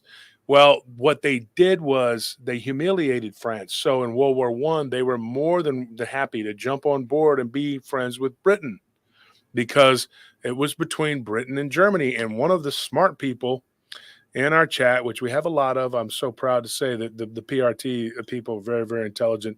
Somebody here said, and if I can't find it, here it is. XN says, oh, he's got it right there. I got it right there. I'm the dumb one here. Weirdly, Germany is like the opposite of Britain. Germany was a bunch of royals who stepped down to create a confederacy, whereas the UK did the opposite. Just my impression. Not really. They didn't just step down. What they did, the Prussians said, you can have your own little states within a state, like Westphalia, like we said earlier, Saxony, Luxembourg, whatever, Bavaria. But we're going to be kind of the boss, because we did the heavy lifting, and we're going to lead us into the brave new world. So the royals kind of came together, and most of these royals, they may lead a country or rule a country. They may not have a drop of German blood. They're from somewhere else. It doesn't matter. They all intermarry and whatever. And so what ended up happening was we ended up in World War I, because Archduke Ferdinand, or some made up baloney, it was Archduke Ferdinand was the Serbia. He was going to become a Serbian- king. He was visiting Serbia. He drove past the guy that was supposed to kill him. Mhm. He got to where he's Austro-Hungarian supposed to Empire. have his conference, and then they drove very slowly back by the same guy that was supposed to kill him. Kill him, so And then, oh shoot, the car stalls out. yeah, Well, the guy that's supposed to kill him is standing. If that wasn't a setup, I don't know what was. they're like, hello, He's killer. right Like, here. Shoot this one. No, not her. Him. I don't So- know what's happening with the car. I don't know. the you car know? just, for some reason, my foot doesn't want to make the pedal go. I don't know. I So can't drive a stick shift. I don't know. he dies, and then what do? We end up in a World War One, but then World War One led to World War Two, and then the Cold War, and blah blah blah blah blah, and then it goes on and on. But the thing is, they really did not realize that Stalin was going to purge every vestige of that regime. 12 of the 13 people that created communism, he got rid of them. He was like, okay, I'm a murderous little bastard, and I'm going to show you. And so the Iron Curtain, if you go to the Soviet declassified documents, which I encourage people to do all the time, if you can get your hands on them, it's not that hard. People just don't want to read. They don't want to take time. Like, yeah, I would go make a sandwich, but I'd have to go untie the bread thing, and that's a lot of work. People just don't want to do it. They want somebody to bring them the food and then feed it to them too. And they're like, I'm in the bathtub. Can you just bring it to me and put it in my mouth? Nobody wants to do it. So, but if you take the time to read, you can learn a lot about the Soviet Union, knows a lot about the UFO phenomena. They know a lot about the unidentified alien presence, which is, we know what it is. All you got to do is go look it up. And there's a whole history of it going back way back before World War One. So what you have essentially is this march toward where we're at now. And I love that Chris brought up the Napoleonic Wars because they were being funded and bankrolled by the Krupps. But it was all a strategic ploy to flip the coin from the particular families that were in charge into the new families. Do you know why? Because the new families that are in charge are even more reptilian. Like what you were saying, Rob, about 30%. The royal blood had been so diluted and so warped since the Roman Empire that it was, I would say they were probably less reptilian and more, different types of interdimensional blood. The reptilians said we need to swing the pendulum back. So they put it into these 6 families. 12 families really, but 6 are the ones that the rest are offshoots of them. And so you have these people who are in charge of international finance, and then you have the other ones that were the war wing, which I believe answered directly to the Draconians. That's my belief. I mean, a lot of people say that's not. They don't want to argue about it. I said, believe what you want. Okay, these people live within the earth. The guy calls himself the Lizard King. I'm not even kidding. He's like a 30-foot tall lizard, and I sound like a crazy person saying this to the uninitiated, but as Bane said, we are initiated. And so when you look at what they do and what they've been doing, it's been a slow march, and now they have the boys in place. They have the power in place, and they're preparing for what Christians and Muslims would call the Antichrist, the man of sin. That guy is going to be born, and actually he's already been born. He was born because there was a red heifer and there was a whole prophecy, whatever. Yeah. So I tell people, finally got that put into place. You're absolutely right. 7, it was, I think, the 7 red. Yep. Yeah, the 7 red. He would be, I think, 22 years old right now. Right. Yep. And there's a specific, exactly. There's a, that has to be all about a certain age and a quality. Yeah, a lot of people don't even know about what a moon child. Means. Yeah, exactly. Yep. He was a moon child, born of yeah. So I mean, I don't want to get into it because it gives me the chills to talk about it. But somebody messaged me the other day, and they were like, "What do you know about the moon child?" And I said, "Go read a history book, and when you get done reading all that, then I'll tell you who it is. I'll tell you what it is." One of my listeners had listened very intently. And he had talked to me about the moon children and what they are, because this vampire came forward and said, look, I'll tell you about the Temple of Shea and Temple of Gara and what we do. And this is that and blah, blah, blah. He's a born again Christian now. And he was very adamant to talk about it quickly because they could kill him. And I said, well, I said, are you worried? He goes, I don't know. I've done a lot of bad things. He goes, but I believe that I've been, I've turned my life over And he asked me something about reincarnation. We had talked about reincarnation. And I said, well, if you have to do it again, maybe you'll get it right. If not, because I do believe in that and people don't like it, or, well, tough titty. That's the truth. But not everybody does. Not everybody does. Some people go to where they're supposed to be, and other people go to a bad place and they do bad, for doing bad things. But I say this, and I will say it again. I've said it before. There is a push that's going on, and it's going to keep happening until they get what they want. And what they want is absolute, complete subjugation of this planet. And they are now closer than they've ever been. And the main enemy of the people is ignorance, because you don't have to be ignorant. It's just so bad that people are choosing to be willfully ignorant, and they will wage war against you because you're telling them something that takes them out of their comfort zone. You're taking their, as they say in Spanish, their cocha away from them. They don't want to, they can't go mimi and go sleep. No, they have to, you got to take away the cocha. And then when you pull that binky from them, they get so mad. They're like, no, I want to believe this bullshit. And so, fine. Stop crying, okay? No llores. Go ahead. Go be what you're going to be. Be ignorant and be stupid. And I was watching a video. I said something about it, I think, yesterday on my show, where these idiot Zoomers, and they were like asking them simple questions. And they were like, oh, I don't like reading. I don't want to read. Reading sucks. And they're like, this is the problem right there. Through years and years of dumbing us down through the media, they have created the perfect NPC. The perfect little tard nation that these younger generation is lost. They will not fight. They will comply. We saw that during this. That's what's going to happen. And these people are going to walk in, and some giant lizard is going to sit up there and say, I am your new overlord. And you know what? Just worship me and we'll give you enough food to live. Here's some insects. And they're going to go, okay. Well, because this is amazing. There's a lizard guy here that's now in charge. He's from outer space, and he knows. There's a lizard guy. He's from outer. He's going to teach us about the world. You should have already known about that. They deprived you of it by your own willful ignorance. They can't do anything without your permission. Demons all the time. I talk to demonologists, and they're like, "Well, this person basically invited him into his house and said, you want a peanut butter and jelly sandwich? And now I'm here." Yes, exactly. When you say, come and sit at the table and partake of my soul, they're going to come in. That's the whole thing. That's why you said the vampire can't be, you got to invite them in. An invitation can be anything. It can be your own lack of willingness to stand up and say, this is not correct. Just like knowledge. Exactly. Just like knowledge. Exactly. That is knowledge. I mean, that is it. And I don't want to get on a soapbox. You guys have so much to say, but I just wanted to say that and preface this conversation with that is what we're talking about. That's what we're dealing with. And when you look at the ignorance that just flows through these people, you're just sitting there going like, what is wrong with these people? Like, of course, I'm not expecting you to have 162 IQ. I'm not expecting that. Okay.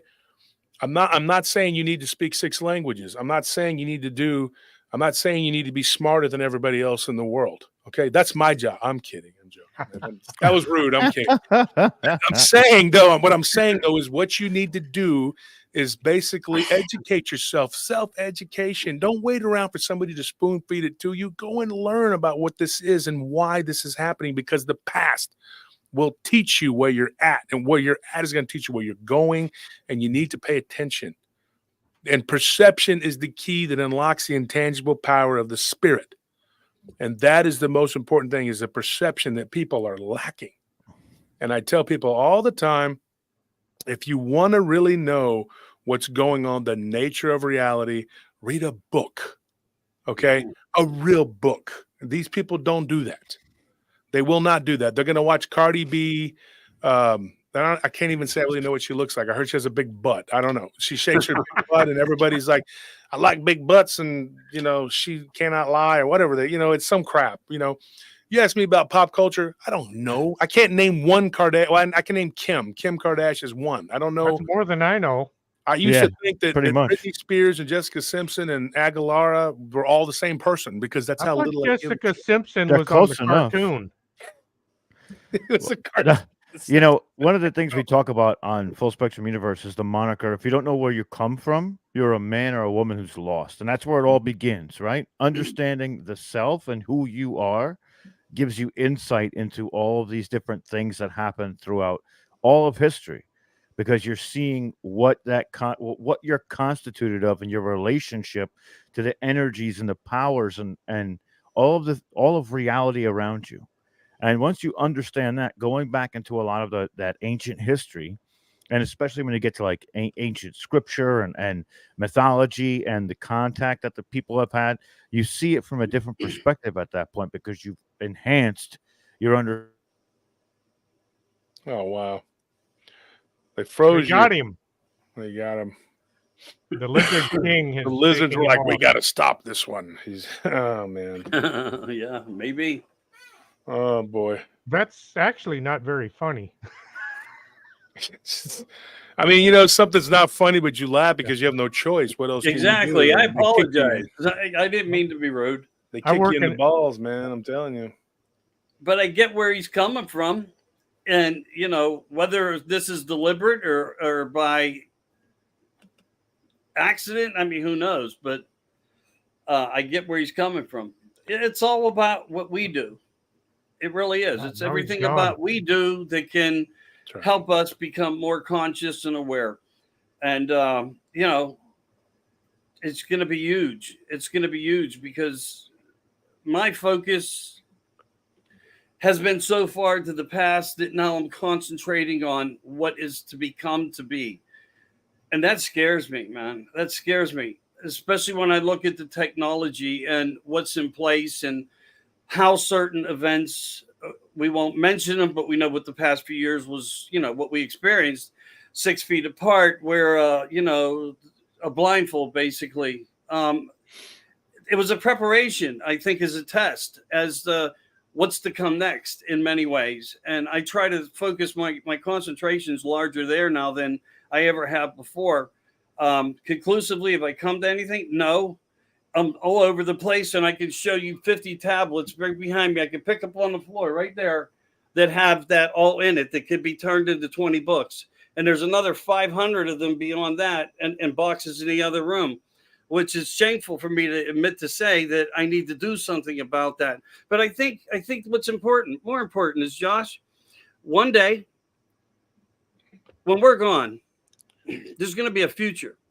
You can call them colonies, explorers, colonists, whatever, advanced technologies of humanity, whether they're transhuman. They're going to look at some of these things that we did sitting here, and they're going to be able to look at what history, the truth of what history was being explained to them. And I think, you know, what you can't put down in writing, you can make your book every day by doing the things we do. And that's what's important. You know, to keep people focused the best you can. There's going to be people that accept it and people that won't. But at the same time, you know, I think the things that people are trying to do now has never been ever bigger than ever, because with their own technologies and with their own purposes, they had no clue that we would become so strong using it. And we have exposed them. We have exposed them. Mm-hmm. Yeah, and it's going to take more and more. You know, we just have to keep pushing, and you know, you never know when they're going to pull the plug, like what they did to you, Michael. I mean, at some point, you know, and people have talked to me about it. I had a listener. He meant well, but he pleaded with me to not talk about this stuff and not bring it up. One of the people in the audience, and I wanted to say this is very important. They asked what the Khazarians were, what they were. Now mafia. They're a mafia. It's a very loaded question, and I can't come out on this platform and tell you a whole lot about that. But what I will, but I'm not going to do it here because I can't. But I could, but then we probably never hear from us again. Look, what I'm going to tell you right now is this: in 849 A.D., there was a king named Bulan. Okay. And he was given a choice by Mehmed the second, the Sultan of the Ottoman Empire. Of course, Prince Wilhelm was fighting the Wilhelm dynasty from the Habsburgs. and they were the new power at the end of the Byzantine. They were waning, and the new empire was rising, which was a Catholicistic empire. What ended up happening was that they had seized Constantinople, and that they turned it into Istanbul, and it was the fall of Christianity in the East, which it really was. And for years there had been crusade after crusade after crusade to take the Holy Land. Very interesting reads when you go back and you read about Richard the Lionheart and his battles, and then of course what's his name, Saladin, and very interesting characters. But you go through history and you read about all this, and then you learn the slow march toward what we've been taught. And when you look at that particular point in history, it was very pivotal because he chose a state religion to avoid. The legend says that what he did was he invited emissaries from the Christian side and the Muslim side, and they basically told him, we are going to wage a war, and you're right in the way of our enemies. We are going to basically fight in your country, and we're going to destroy it. They both told him that. We're going to meet, and there's going to be battle after battle on your ground, on your country. You're going to be destroyed. They were pagans, but they were tolerant pagans, and they allowed multiple religions. And so there was a small contingent there of Jewish people who were actually had set up there in the south of that country, Khazaria. And they were from the children of Israel. They were originally the children of Israel, and when they were in bondage in Persia, they were taken into captivity by Assyria, which was usurped by another group of people, and then another group of people. And ultimately, the Babylonians became the Persians. The Persians took them over, and then the Persians said, eventually leave. They got rid of them, pushed them out, whatever. And some of them went to the north, some of them went to the south, some went to the east, and some of them went to the west. And those ones that had gone west and north from there, they settled in a region called Khazaria. And there was a small number of them. The estimates anywhere from 20 to 100,000. That's not a whole lot. But Bulan knew that he had to not be destroyed. So he thought, the only way that I can survive this and stay intact is to literally just go. Oh, his power went out, dude. He's waiting for it to come back on. If it comes back on, something we did. A couple seconds ago, you froze up too, and I thought something major was going on here. Well, you never know when you start talking about this. So what happened is the Muslim clerics and the priests, the Christian priests, they were in the court of Bulan, and Bulan tells them that, he says, who is the closest to the truth, and they, of course, the Muslims and the Christians were at each other's throats, and he had two rabbis there. The Muslims looked at the Christians because they weren't going to give them anything, and they pointed to the rabbis, and the Christians did the same thing. They said, yeah, the rabbis are closer to the truth, closer than the Muslims, because they were at each other's throats. So he said, okay. And he said, well, that's my religion. That's who we are. That's who. And these rabbis were shocked and like, what? This is now your country. We're going to use your religion to try to escape being destroyed, because the Muslims and the Christians were taught that you don't attack the people of the book, which are the children of Abraham. So that is supposedly how they escaped being decimated. And of course, the people who became the Khazar, the mafia, Khazar mafia, that is where the Rothschilds came from. And so that is the story. Now, you can believe it or not believe it. It's been told and retold. There's all kinds of books about it. Go look it up or whatever. But you will be looking at, if you go around talking about it, somebody's going to, and it's not something I'm going to tell you right now. I'm going to put a disclaimer here and say, I'm not saying I believe this or don't believe this. It's like the moon landing. I reserve my whatever opinion. Stanley Kubrick getting drunk. I mean, I don't know. I'm just saying there's all kinds of stuff. Who knows? Who knows? But this is what Brother Heck says, Israel's in the middle of a desert. Yeah, that's not what we're talking about. We're talking about Khazaria, dude. Look, what we're saying is that the people from the desert. They ended up in bondage, and then they ended up going further north. And there was a small number of them. But when a whole country becomes an entire another religion overnight, prior to that, guess what they were? Guess what they were? They worship penises, and I'm not joking. We know this because in that region where they've done archaeological digs, they found snakes and tons of penises. I'm going to say there's a very large company that people go, oh, you know, when I get a package delivered from them, they have that big smile on there. And I'm like, that's not a smile. Take a look at it. Tell me what you think that is. When did the smile just have one side that was where it was like, look, you know, no, that's not what it is. And they used, and have you ever noticed that they won't show female genitalia down there on a movie? They won't show you. They rarely show you. But every movie has to have a flopping phallic thing going around because that's what they do. Look at the aerospace too, Josh. Aerospace, they're shaped just, I mean, come on. That looks like that no thing from reason Austin for that Powers. other than that they're paying homage to their heritage. They know where they came from. They know where they came from. But if you ask an average person nowadays, if they're under the age of 30, you said, what is your heritage?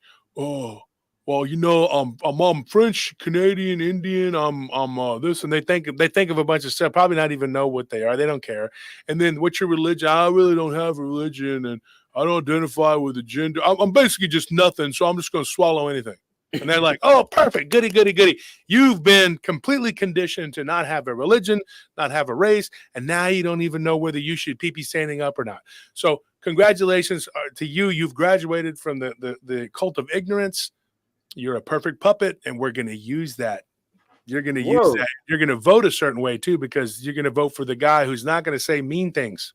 Am I seeing that right? Yeah.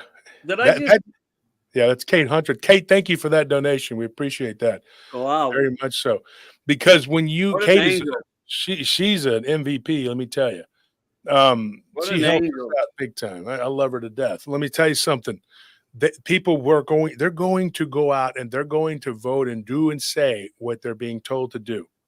And the social programming has worked. And now that's a whole nother wing. You could get into the whole Rockefellers and what their deal is. That's one of Mr. Gates's. That's where he's from, you know. But that's a show. This is a show for Rumble, not here. Nothing to see here. Let's close the curtain on this. Rumbled over. We will talk about these things once we catch up to because now they've made it almost impossible to put every episode on the Rumble. You got to do one at a time. So it's very tedious. So Anthony and I have to sit there and play the little game and put each one by one because we have 500 episodes of stuff.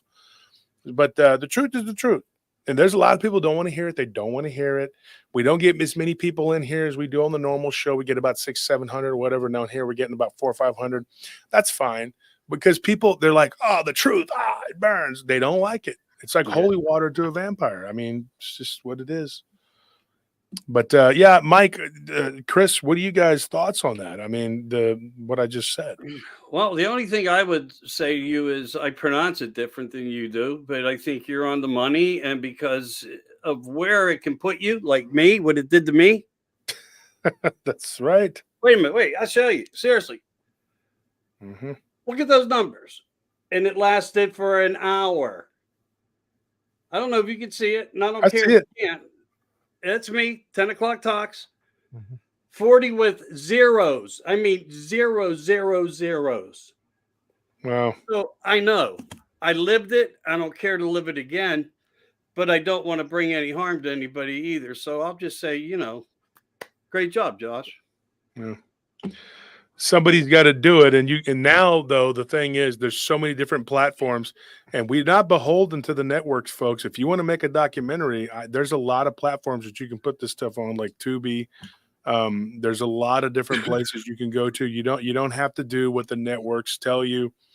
You can look and see how they're all connected. They're all, there's certain families like the Redstones and all these other families, and they have control. Look at the names of these people. You'll see them over and over and over and over again. Those people, and they own this company and that company and this subsidiary of this company and Blackstone and blah blah blah. You know, And you know, one of the other crazy things is too that I bring up to a lot of times because people forget how they construct some of that is they control it on the outside. So I'll use the word oversight committee.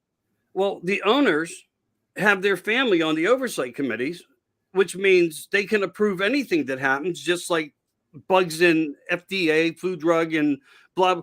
So nothing matters because they're protected by their own parties put in place to oversee what they're doing so they can get away with the M word or possibly something else. And that's the restraint of what's really crushing us. That's why every time something comes up, it's shot down or it gets swept under the rug or it gets pushed to the side of a desk. And, you know, that's a hell of a pill to swallow, but it's currently happening everywhere. And it's destroying the integrity of what we are as a country. It was what has been built of the country, you know, the people's beliefs of we the people. And it saddens me. It really does. It tears me apart to think of what our families and forefathers were put through for nothing in many ways. To say it was for nothing because it was man's idea to create something of a lie and create a patriotic buzz of demise.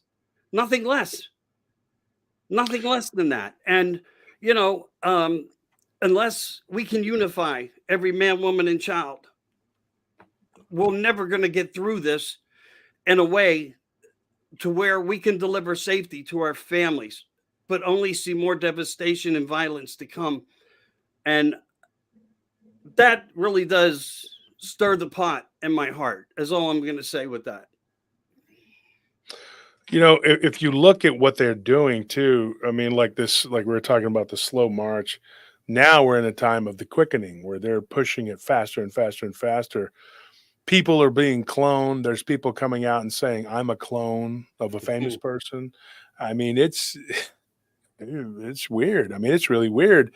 And then everybody's like, well, this person died, such and such and such and such. There was a guy who was a model. I was talking about it earlier, and I'm not going to say the name of the company. It starts with a B. And I was told by this vampire guy that he basically said, he goes, he told me about this. He said, there's an Italian company. He goes, and I want to say the Italian company, he said, what they do is they kill their models and they turn them into mannequins and they put them out there in plain sight. And they will literally and then there's others, giant corporations with these that are, you know, it goes all the way back to the reptilians. What they do is they kill people and then they feed them back to you. And I know that to be the case. I'm not joking because please don't say it on here, but a very large place that sells hamburgers has been caught over 30 something times with human DNA in their meat. And they have said, and there was a guy, Bill Gates, Abe Finkelstein, who came out and he said it in a YouTube interview. He says, yeah, we're feeding you your children and you don't even know it. And he goes, and it goes on up the line or whatever. And he comes out and he says he's a Luciferian. He comes right out and admits it. Openly admits it. He goes, you're all stupid. You don't get what's going on. You don't know the nature of reality and you're so dumb. He goes, I can sit here and tell you exactly what we're doing to you, what we're doing to your children, basically turning them into McRibs. Why do you think it's seasonal? It's one of their best selling items. Have you ever wondered about that? Yeah. Why is that item seasonal? Why? There's another one that sells riblets. Have you ever noticed that? Why do they only come out during certain times of the year? Take a look into this. Anybody who's got a lick of sense, and let he who hath understanding reckon the number of the beast, 666. Look at the dimensions of that particular shape. That's all I'm going to say. Go do it. Do your math. Go read it. I mean, you know, and it is really, really weird when you start figuring out who's who and who these people are. There was a guy who most people don't even know his name. I might butcher his name. Mario Marconderetti. Anyway, he was an Illuminati guy. And he made a deal with the Khazarics a long time ago. And they decided to divide up the West as they saw fit. And he was a high priest of the Catholic Church, but he belonged to what they call the Gray Pope. A lot of people don't know what that is. There's three. Yeah, there's three. Yeah, there's three. You know, Michael Anthony's there on the. You guys are all on the. Me and White, Rob, black, gray. same way. Yep. And so the Gray Pope told him. He said, "Look, you know," he goes, "There's something that we have to come to terms with. There's your power and our power. The Vatican is hiding a lot of things. All right. Jesus tells us in Revelations 2:9, there's the synagogue of Satan. He tells the Pharisees, that's who you are. Now, these people aren't actually really Jewish people. They're using them as a vessel. That's not really what, and so these Khazars, that's not really who they are. But the race of Jesus, that's not who they are. Just trust me on that one. But I'm going to say this. They use religion and they use the Catholic Church. And they have beings, and I'm going to tell you this, and this is going to sound like pure fantasy, but they have a being for almost every type of entity that lives within the earth. They have them under the catacombs of Rome. They are down there. It's like a zoo. And I'm not joking. I'm not kidding. I'm telling you the absolute truth. When they cut this deal, when Marco, whatever, I can't remember his That name. guy. Yeah, that guy, when he made Eminem, we'll call him Eminem. Radio. When Eminem made the deal with the leaders of the Khazaric, which there were 6 of them, Rothschild being the main one, Eli, they made this deal. And what they said was that we are going to do every type of everything we can to control these people. That means we have, epidemics, pandemics, whatever. We have basically, butchering them in war, the slaughter pens, to cull the herd, to get them down and bring them under a certain level, population level, so that they will be controllable. What they have right now is too many people. And they can't control us. And so they need to knock it down, bring it down, because only under that certain number can they control us. They're saying that we're overpopulated. This world could hold 10 times that many. That's a lie. And what they're saying is because they're crowding everybody into cities so that they can do these mandates, these 15-minute cities.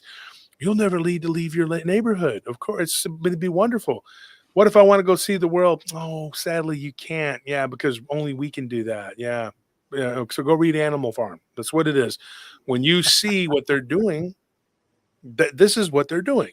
And they're doing at the behest of these particular overlords because those beings have long, long lifespans. And the church has been bought and sold. I'm sad to say that, what's it called? What is it? The 401c. When you look at those tax exempt status, they'll never speak out against their overlords ever. They'll tell you Jesus saves and let's pray, let's dance around and say Jesus saves a bunch, but they're not going to tell you anything that goes against their overlords because they get tax exempt. And a lot of these men are rich beyond measure. Like John Hagee, he's got like 6 houses, dude. So of course he's going to come out and write a book and say Jesus wasn't the Messiah. Like, to say that is the most anti-Christ thing you can say, but he's going to say it, and people are going to go, "Wow, that's crazy," and the people that follow him talk like that, and they're going to go, "Huh, I never knew that Jesus wasn't really the Messiah, but I'm so glad this good, holy Christian man taught me that." Thank God that the reptilian God that the reptilians have said this to this man. This man is telling me that. That is what they're doing. That is what they are doing. And they are worse than anything because they're the false prophet. They are the false prophet. And then there's a people that are the Antichrist. And those people have a vested interest in control. And so what's going to happen is they're spitting out the Antichrist. And he's going to, the man of sin, I'm telling you. And he's going to lead us all down the road to perdition. And he's going to tell you to sing and dance that it's the right thing to do. And people are so stupid, they're going to do it. But they need to get the population down a little bit because it's just a little too many people. And there's a lot of people who think there's going to be a rapture that's going to come and save them all. They're not going to have to face judgment. I tell everybody that's because you don't know reality and you don't know history and you really don't know religion, including your own religion. You are not going to be spared from the rapture if you're alive when it happens, when this tribulation happens. You will not be spared because you're here for a reason. And so I just tell it like it is, not to preach, but that's what this is. These interdimensionals, these beings, they can move in and out of dimensions. We can't. I'm sorry to tell you, we're stuck here in this third density. That's what's going to happen.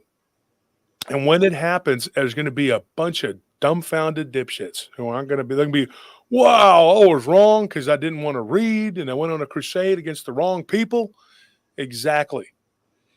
And that's when they're going to say that they were lied to, that what they're being told then, even when the reality is in front of them, they're going to reject the reality of the fact, the truth. I'd like to bring something up just real quick, and I'm not going to change my voice much to do it since you're into voice changing tonight. But nevertheless, Bohemian Grove was a prime example of the densities of dimensions between the third and the fourth, where subject matters took place. But I broke a story about 3-4 years ago. True story on this. And I don't know how the guy found out about it, if he was Ron Paul, but I found out something through a friend of mine, because I live right here next to the University of Pittsburgh. And my friend actually worked there within it. And he enlightened me to the fact that they dealt with babies, HT, and they sold body parts like a menu. True story. It came out. Ron Paul went after them. What happened to that? Under the rug. Disappeared. It made news for a minute, and then it disappeared. Of course, the cleanup crew had to come out. The mob came out, cleaned it up, swept it under the rug, and even shut up Ron Paul. But I did bring it out. So it's factual what you're saying in ways where we can see this on level ground. Not saying something happening satanically underground or without our eyesight. Right, factually. And then what happened at Philadelphia College with Mr. if he truly is our acting commander-in-chief. I'm trying to watch words here properly as I can. He never showed up one day for work, but he had a job earning $1 million a year that was doing the same type of system of moving this element of people. And I'm really trying to be as safe as I can and respectful to you. So here you have a college chopping them up like a chop shop for human flesh. And so, yes, who was buying all these parts? Literally, you could buy a head, you could buy an arm, you could buy a leg. And this is public knowledge. Look up Ron Paul. If somebody wants to go back into my archives, you're out there somewhere. I wouldn't even know which number it is, but it's there. I brought it up. I brought it to the public's attention. It got a minute. But you know what, Josh? It's still happening. Well, it's still happening. That's why these abortion clinics, you say we're going to shut this thing down, and a certain group of people go nuts because, oh my God, there goes our additives and things. That's big business. Yeah. Sell an arm, a leg. Well, what hasn't been the government's? What's the most corrupt thing in the world that we have? The rule makers. They are the ones conducting it. We know that. We know if you go back in time and talk to some of the old timers that were insiders, they were bringing opium in. They were bringing heroin in. They were bringing cocaine in. They were bringing marijuana in. I mean, what was the whole purpose of Arkansas and the Clinton Foundation? It was a banking system where nobody ever had to pay the loan back. Mm-hmm. I mean,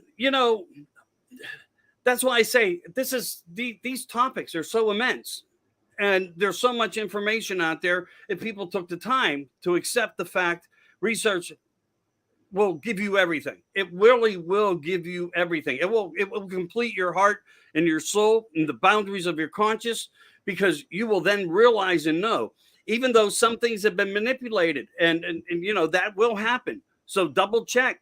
Do your best you can. Be your own citizen journalist to where you understand it when you speak to somebody else, that you're speaking with clarity and truth. And these things are out there like that. And it's not just one thing. Josh, I made a list one day. I thought I made a list of every incident, of every occurrence that happened since 1999. And I ran out of chalkboard. I ran out of sidewalk. I ran out of roadway. I ran out of the highway. I mean, literally when it comes down to all these things that I keep in front of me and I do constantly, and the information that I'm compiling, how many things that they have done have gone unnoticed and noticed. It's just remarkable. Just like this 1.2 trillion.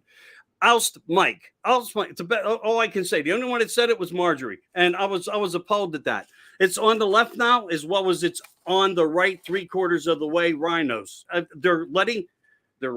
Whether it's because there's strong arming going on or threats, I don't know, but they're starting to give these people whatever they want, and we're getting closer to the E-Day. November 5th, and I want to make November 5th a national holiday, just like you hear about cupcakes and Dog Day and Pet Day. Get Biden the hell out of the White House Day, but I don't think it's going to happen. I mean, oh my gosh, I'm non-biased. Stop, sir. Please don't say those things so much. Apologies. But I mean, can't we not make November 5th get Biden the hell out of the office day? Everybody has the right to believe how they want. Now, let me say something. Mike, my husband, now he's not really my husband. Well, he is my husband, but because I think everyone is both genders hand in hand together. 126 genders at one time. That's what we are. We're all 126 genders. Yeah. Baskin Robbins has 31 flavors. We have 126 genders. Big Mike is not my husband or my wife. He's neither one, and he's both. He looks like a football player next to a woman. You were talking about. You're talking about drugs. I'm already screwed. I've already gone over the line. It's like, one toke over the line. I think we've already. Sweet Jesus. You're talking we've already about crossed the Rubicon on this one. They're like this guy. He's. You're talking about drugs coming into the country. You got to open it. That's Pandora's box. I mean, that's why I said to you before coming out. So what do I say? What are we talking about? I don't want to over-dramatize. I thought for a minute we were going to be talking about little gray people or something. It's been a slow march, but then all of a sudden there was a quick sprint to the Rubicon, and we crossed it. And Julius is now like, here we are. I can tell you this. I mean, where it goes, it's round and round we go. Where we stop, nobody knows. That's just kind of how it is. And Saturday has just become the Wild West over here. But I'm going to move this show to Rumble so that we can get into some real heady stuff, and then we're going to be talking about some real stuff. But this will probably be demonetized, because that's what they do. But that's fine. Let them do what they're going to do. I mean, things need to happen. I mean, things need to be said. You can't just sit back and just milly mouth and talk about Bigfoot all day, because that's not going to get us to where we need to be. That's not going to get us to where we need to be. And I'm going to tell you this 100%, 100,000, 10%. It doesn't matter how many of they shut us down. You can just keep rebuilding, regrowing, or whatever, because the people that are supposed to hear it are going to hear it. That's why you're here, Michael. You're here with us. I could say this, when you start going down that road, like what we've been talking about the families and all this other stuff. Thank you, Jason, for that donation. We very appreciate it. When you start going down the road, there is a contingency now the contingency. I keep saying that word wrong. A contingent of people who are after me because I'm not preaching. I'm not a preacher. They think I'm a preacher or something. I'm supposed to preach their way. They want me to preach, so they're waging war. What's crazy though, and one of my colleagues told me today. He says, you basically say. Your belief is just like a bunch of other people's beliefs, and even less offensive, but they're targeting you particularly. There's all these other people in this field that they could be targeting and going after, but they're choosing to go after you specifically. He said, don't you think that's odd? Don't you think that's a little odd? He told me that today, and I was talking to him, and I said, yeah, you're right. That's absolutely weird that there are a lot of people that I'm associated with who don't believe like them at all, and they're doing the same thing I'm doing, but they're not even looking at them. All they're doing is just jumping all over me, and they're trying to tear me apart. And I think it's a matter of willful ignorance. Once again, they're choosing to go after me like it's some kind of vendetta. And they're saying it's because one of those happened today, just like you did, I think. And what was shameful about it, it came from somebody in a place of position in MUFON. And I had up an ad or something, something that I did, I think, with a contactee. We'll just call her a contactee. I don't want to say her name because, but anyway, so I had this ad up, but I will say his name, Fred Slaga, whatever it is, Mouflon, Pennsylvania. And he says, Fred Saluga, right? Yeah, I prefer to watch Mouflon. Well, I personally called Mouflon. They don't even return your calls. So with that said, that's what it is.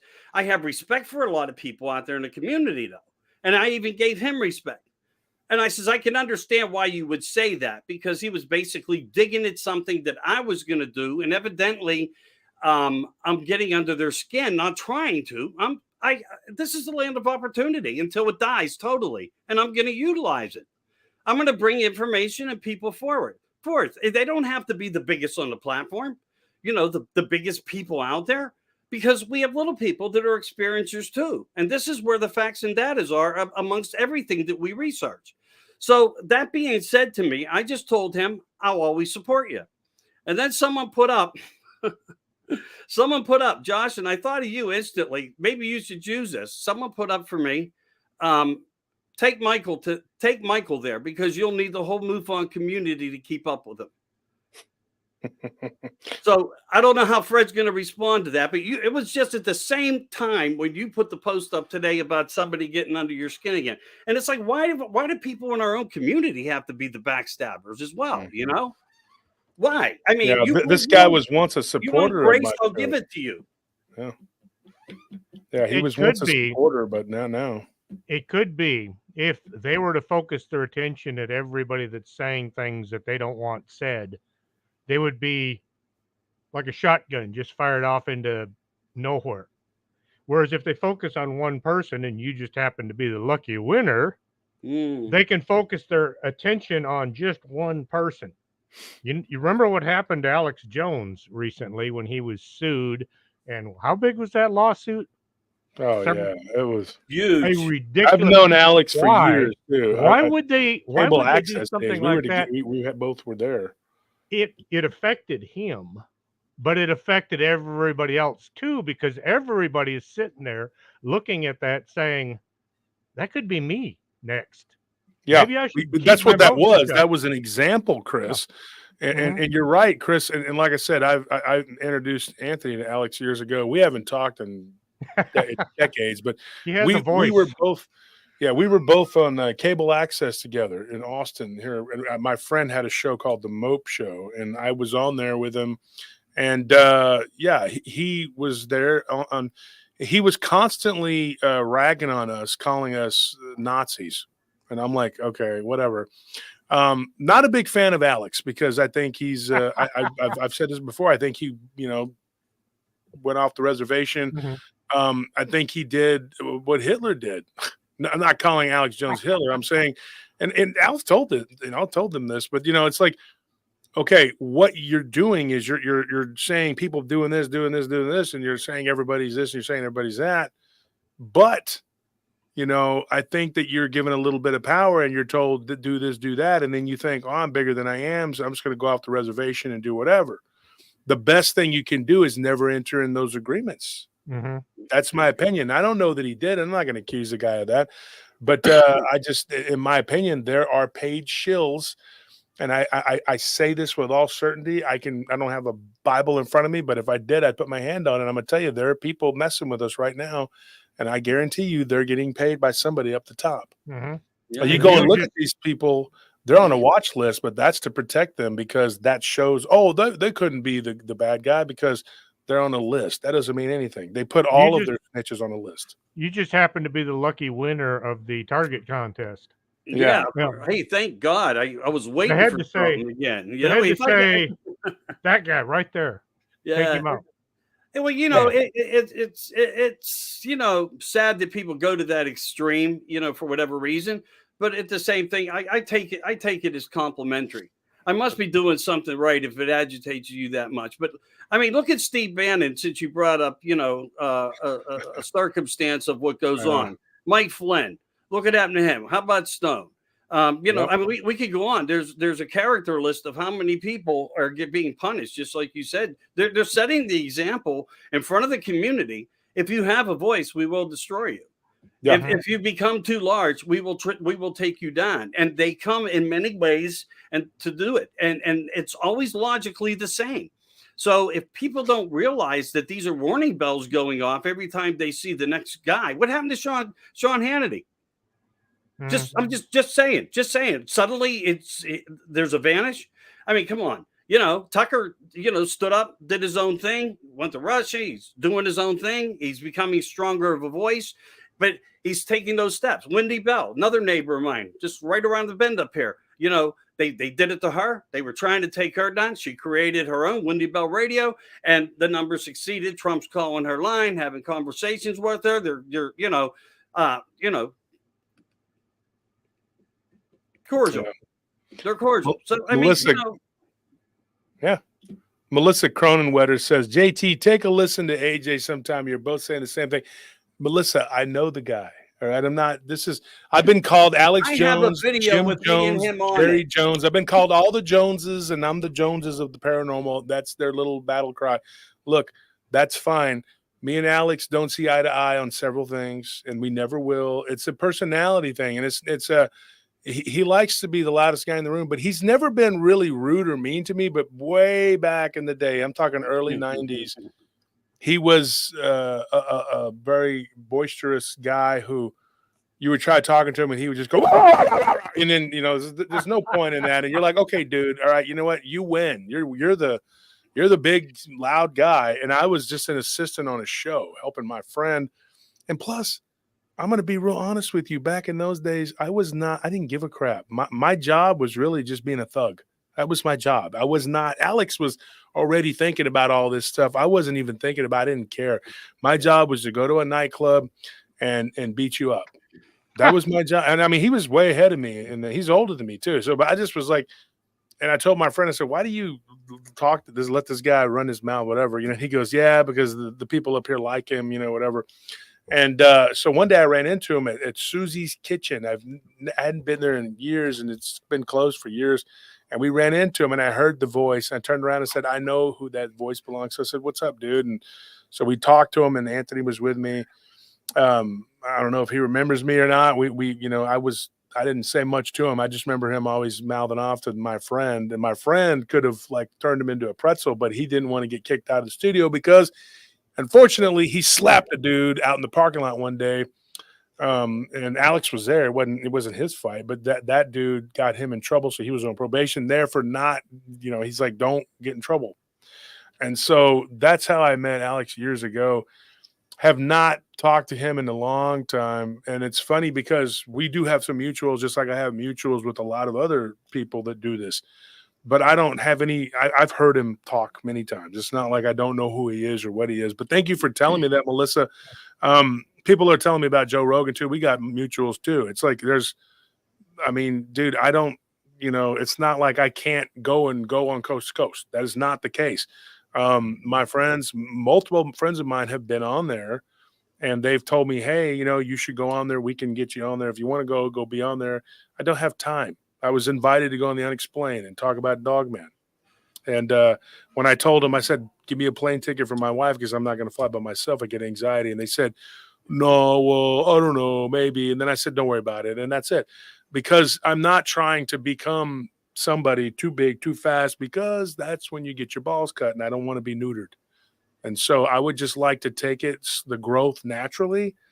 Don't just fly up into the stratosphere and then not be able to come back down. You know what? You see these guys when they jump too high up to make a dunk and they look down, they're like, I'm way too high up. Coming down is the problem. And so I don't want that. Yeah. I don't want that. I don't want to be up there in Icarus, too close to the sun. You have to have a base.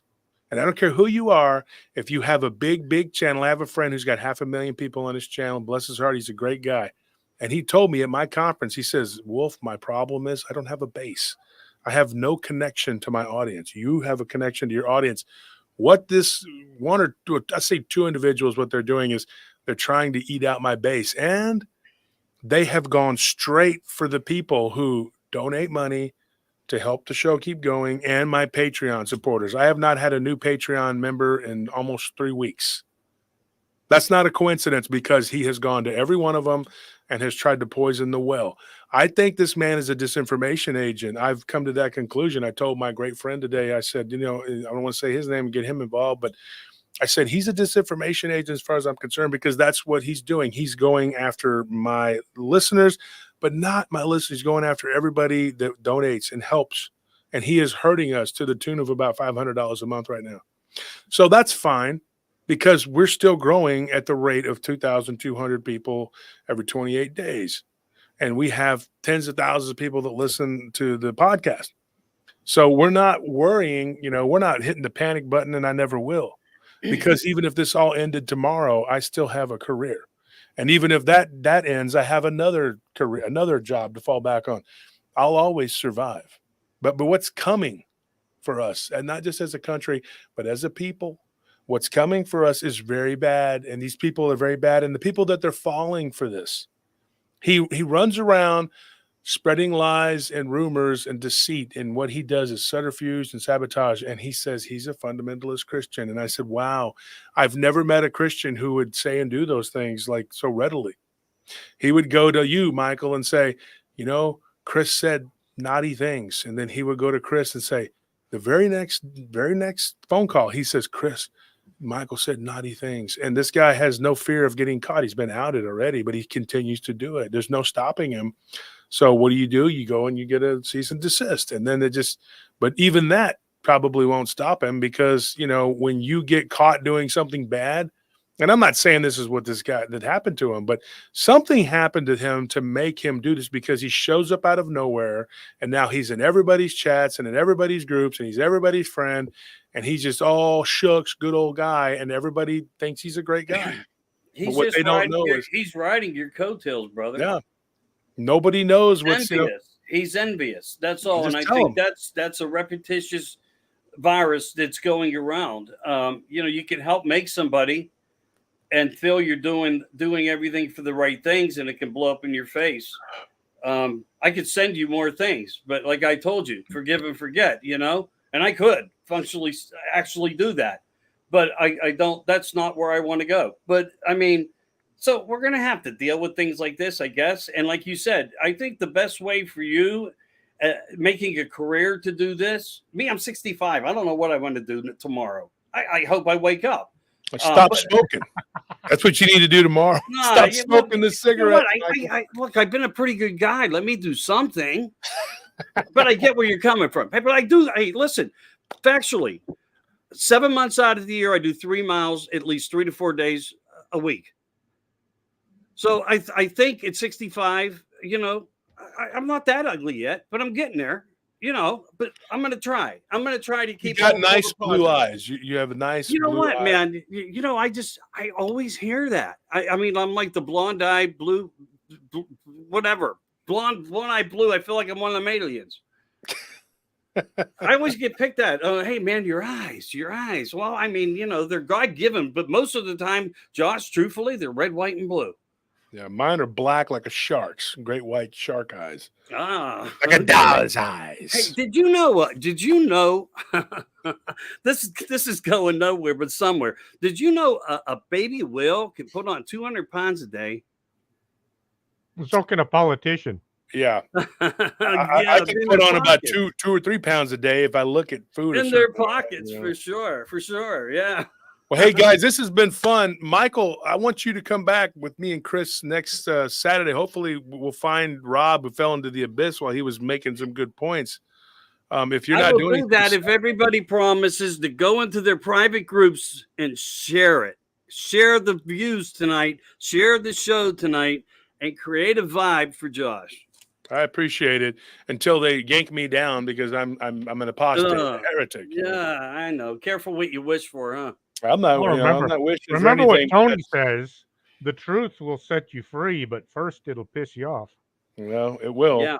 And pray, folks, and I'm being all sincerity. We've been joking around here, but these two guys, in particular, one of them, him and his fanatics, that they please leave me alone because it is stressing us out. And I'm not gonna say his name. I agreed with some people that I wouldn't say his name. I'm not gonna bring it to the show, but I want peace. and the war is over. They want to keep warmongering and bringing it up. I don't want to do it anymore. I want to be able to speak and not have to be stressed out. So if that man ever decides to stop, I would greatly appreciate it, and I'll never bring it up again. But I would just like to be left the hell alone. That's all I'm asking for. I'm not asking for a damn apology. I'm not asking for a parlay. Just leave me alone. You leave me alone, I'll leave you alone. Tell your people to leave me alone, because I am not your enemy. There's a lot of people who don't have the same exact beliefs. You don't live in an echo chamber. But they want me to do certain things on my show, and I'm like, I'm looking for the truth, not for popularity. So that's, if I want to be popular, I would have stayed and said, hey, that those people that left, I'd have been like, oh no, let's just say what they want, so they're happy. But that's not it. It's not what I'm going to do. So, folks, thank you for tuning in tonight at Paranormal Roundtable. We did hit over 500. That's good. We've been trying to get it up, for the Saturday show. I mean, hopefully you guys enjoyed it. We did talk a lot of conspiracy and what these interdimensional beings are doing and where we're headed. But because it's a slow march, but now we're coming toward the end, and I think that the worst parts of Revelation are about to happen. That's my opinion, and take it for what it is. We're arguing about semantics right now. They want to argue about Genesis. I said, let's not worry about Genesis, worry about Revelations, because that's what's coming. Let's do that. So thank you to Michael Anthony and Chris James. Well, appreciate you having us on. Strange Things with Chris James. Michael Anthony, you be back next Saturday, my brother. I'm going to let you guys run. Okay. Anything special, let me know. I will. Bye-bye. All right. Take care. So, folks, that's it for tonight. I tell you what, man, we had a good crowd, and I enjoyed it. What do y'all think about the eclipse on the 8th? Tomorrow we're going to do a little bit of Mandela while we're waiting to get the chat filled up. Once it hits, 200, 300, whatever we start. We have a lot to talk about tomorrow. We're going to talk about Dog Man. We're going to talk about Goat Man and a Pig Man. There's a few of them out there. And then we're going to talk about the Scarecrow. And then we're going to talk about Carlos, the vampire, and what becomes of people who disobey the order, which he was a part of. So that's it, guys. Thank you. Tomorrow night, don't miss it. Don't miss it. 7 o'clock, 7:30. If the YouTube masters allow me to stay on after the things that I said tonight, who knows? You may just say, you know what? We're tired of you. You get too close, man. You get too close. And then they just choke me out. I don't know. But YouTube, I love you. I hope you don't destroy me. I hope you don't spank me. I'm just going to be like, it was my co-host. They made me do it. I will never say things that are the truth again. That's never going to happen. That's not going to happen. We are moving on to Rumble. We're not completely, but we will start having these shows on Rumble. Probably the Saturday show will eventually go to Rumble completely, because that's where we're going to find it. That's where we're going to have the truth. Okay. That's it. And like I said before, thank you, Jamie Brinson. Exactly. I have not gotten a Patreon supporter in 3 weeks. People are going and they're knocking out my base, my financial base. It has taken a toll on us. It has. But they're not going to win. You're not going to, at most, I think that they're going to do a little bit of damage. They're going to run some people off, and they're going to take some people with them through lies. That's all it is. It's more lies. They're doing the same thing that the Filthy Five did. And I'm not convinced that these people aren't an offshoot of that.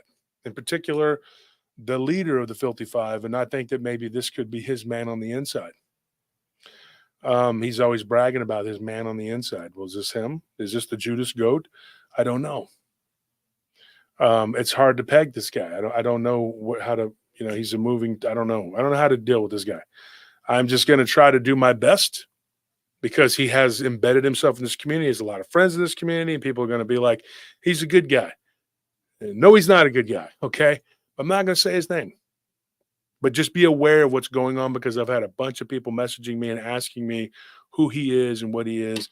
And I'm not going to say his name, because then you give him oxygen, and that's just breathing life into this fire. He's just a person who's disgruntled, and he's making a lot of problems. Unfortunately, we have to deal with it. But we don't, because all we got to do is just not say his name unless we absolutely have to. And hopefully, with God's help, he will see the light and leave us alone and know that I don't want to fight with him. If you don't stop, then that shows me something else, that maybe there's something bigger here. You know, because people do things that they're paid to do, and people are going to attack people like me because I say things that people aren't comfortable with. But if you really want to get involved and you want to know what is the real reality, then keep listening and come on tomorrow night. Nellie just said headed over to BMR after this. Bigfoot Michigan Rob will be on at 11 p.m. Great. You got something to do. So I'm out of here, folks. See you tomorrow night. PRT. Right? PRT forever. I love you all. Thank you for everybody that donated. Wonderful, wonderful people. I just, man, I can't tell you how thankful I am that you guys are helping us out, because we're getting kicked in the teeth on the Patreon. So thank you. We appreciate it. Tomorrow's going to be awesome. I'll see you.